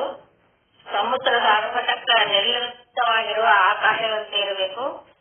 ಇನ್ನ ಮೂರನೇದ್ದು ಸಂತಿಯೊಳಗೊಂದು ಮನೆಯ ಮಾಡಿ ಶಬ್ದಕ್ಕೆ ನಾಚಿದೊಡೆಯಂತಯ್ಯ ಅಂತಂದ್ರ ಗದ್ದಲ ಶಬ್ದಕ್ಕೆ ನಾಚಿದೊಡೆಯಂತಯ್ಯ. ಶಬ್ದಕ್ಕೆ ಬಯಲು ಹೆಣ್ಣಿನ ಕೆನೆ ಇರ್ತತಿ, ಅದರಂತೆ ಬ್ರಹ್ಮಜ್ಞಾನಿ ಎಷ್ಟೇ ಶಬ್ದವಾದರೂ ಬಯಲಿನಂತೆ ಯಾವುದಕ್ಕೂ ಅಂಟಿಕೊಳ್ಳದೆ ಇರ್ತಾನ. ಬದ್ಧತೆಗೆ ತಕ್ಕಂತೆ ಸಂತೋಷವಾಗಿರಬೇಕು. ಯಾರ ಬಗ್ಗೆ ಚಿಂತೆ ಮಾಡದೆ, ಯಾರವರಿಗೂ ಹೋಲಿಕೆ ಮಾಡದೆ ಸಂಸಾರದಲ್ಲಿ ಒಂದು ಲಿಮಿಟ್ನಲ್ಲಿರ್ಬೇಕು. ಹಾಗೆ ಕಾಲ್ ಚಾಚಬೇಕು. ಇನ್ನ ಹಾವಿಗೆ ವಿಷದ ಹಲ್ಲುಗಳಿದ್ದಂತ ಸಂಸಾರದೊಳಗ ನಾನು ನನ್ನದು ಎಂಬ 2 ವಿಷದ ಹಲ್ಲುಗಳ ಅವನ್ ಕಿತ್ ಹಾಕಿದ್ರ ಸಂಸಾರ ಯಾವ ಬಾಧೆಯನ್ನು ನಮಗ ಮಾಡುವುದಿಲ್ಲ. ಅಜ್ಞಾನಿ ಸಂಸಾರಿ ದೃಢವಾದ ರಾಗ ವಿಷಯದಲ್ಲಿರ್ತತಿ, ಮತ್ತು ಜ್ಞಾನಿ ಅದೃಢ ರಾಗ ವಿಷಯದಲ್ಲಿರ್ತಾನ. ಬಯಸದೆ ಬಂದುದು ಲಿಂಗ ಭೋಗ ಅಂತ ಅವನು ತಿಳಿದಿರ್ತಾನ. ಆದ್ರ ಜ್ಞಾನಿ ಬಯಸದೆ ಬಂದುದು ಲಿಂಗ ಭೋಗ ಅಂತ ತಿಳಿದಿರ್ತಾನ. ವಿಷಯಾನಂದ ತನ್ನ ಆತ್ಮನಿಂದೊಡನೆ ಅಭಿನ್ನವಾಗಿ ತೋರುತ್ತಿರುವುದರಿಂದ ಜ್ಞಾನಿ ಆದವ ಅದು ಆತ್ಮದ ಆನಂದವೇ ಅಂತ ತಿಳಿದಿರ್ತಾನ. ಜ್ಞಾನಿ ನನ್ನ ಹಣ ಸೇವಕನಿಂದ ಸಿಗುತ್ತದೆ ಅಂತ ಹೇಳಿದ್ರೆ ಅಜ್ಞಾನಿ ಸೇವಕನಿಂದಲೇ ಹಣ ಸಿಗುತ್ತದಂತೇಳಿ ತಿಳಿದಾನ. ಅವರಿಬ್ಬರಲ್ಲಿರುವ ವ್ಯತ್ಯಾಸವನ್ನ ತಿಳಿಸಿದರು. ಆದ್ರಿಂದ ವಿಷಯಾನಂದ ಆತ್ಮಾನಂದವಾಗಿಯೇ ಬರುತ್ತದೆ ಅಂತ ಹೇಳಿ ಜ್ಞಾನ ತಿಳಿದಿರ್ತಾನ. ಜ್ಞಾನಿಗೆ ವಿಷಯ ಭೋಗ ಕಾಲದಲ್ಲಿನೂ ಸಮಾಧಿಯಲ್ಲೇ ಇರ್ತಾನ. ಇನ್ನ ವಿಷಯದಿಂದ ಬರುವ ಆನಂದ ಶುದ್ಧ ಬ್ರಹ್ಮದ ಆನಂದ ಅಂತ ತಿಳಿದಿರ್ತಾನ. ವಿಷಯದಲ್ಲಿ ಆನಂದ ಇಲ್ಲ, ಸ್ವರೂಪಕ್ಕಂತ ಭಿನ್ನವಾದ ಆನಂದ ವಿಷಯದಲ್ಲಿದೆ. ಸಂಸಾರ ಭೋಗ ಸುಖ ತನ್ನ ಆತ್ಮದ ಆನಂದ ಅಂತ ಹೇಳಿ ಹೋಗುತ್ತಾನ. ಇನ್ನ ಸಿಂಹದಂತೆ ಇದ್ದಾನ ಅಂತಂದ್ರ ಸಿಂಹದಂತೆ ಪರಾಕ್ರಮಿಯಾಗಿದ್ದಾನ. ಅದರಂತೆ ಜ್ಞಾನಿ ಗೃಹಸ್ಥನಾಗಿದ್ರು ಗೃಹಸ್ಥನಂತೆ ಇದ್ದಾನ. ಅಜ್ಞಾನಿ ಶುದ್ಧ ಗೃಹಸ್ಥನಂತೆ ಇರ್ತಾನ. 2 ದೀಪವ ಮಗು ತನ್ನೊಳಗಿನ ಆನಂದವನ್ನೇ ಪಡೆತಿರ್ತತಿ. ಅದ್ರ ಬೆರಳು ತನ್ನದ, ಬಾಯಿನೂ ತನ್ನದ, ಜೊಲ್ಲು ತನ್ನದೇ ಆಗಿರ್ತತಿ. ಇನ್ನ ದಂತರಹಿತವಾದ ಹಲ್ಲಿಲ್ಲದ ವಯೋವೃದ್ಧ ಅವನ ಬಾಯಲ್ಲಿ ಹಲ್ಲು ಇಳಿಸಿದ್ರು ಯಾವಾಗಲೂ ಬಾಯಾಡಿಸ್ತಿರ್ತಾನ. ಇನ್ನೊಂದು ಉದಾಹರಣೆ ತಂದ್ರ ಜ್ಞಾನಿಯ ವಿಷಯ ಭೋಗ ವಿಕ್ಷೇಪ ರಹಿತ ಆಗಿರ್ತತಿ.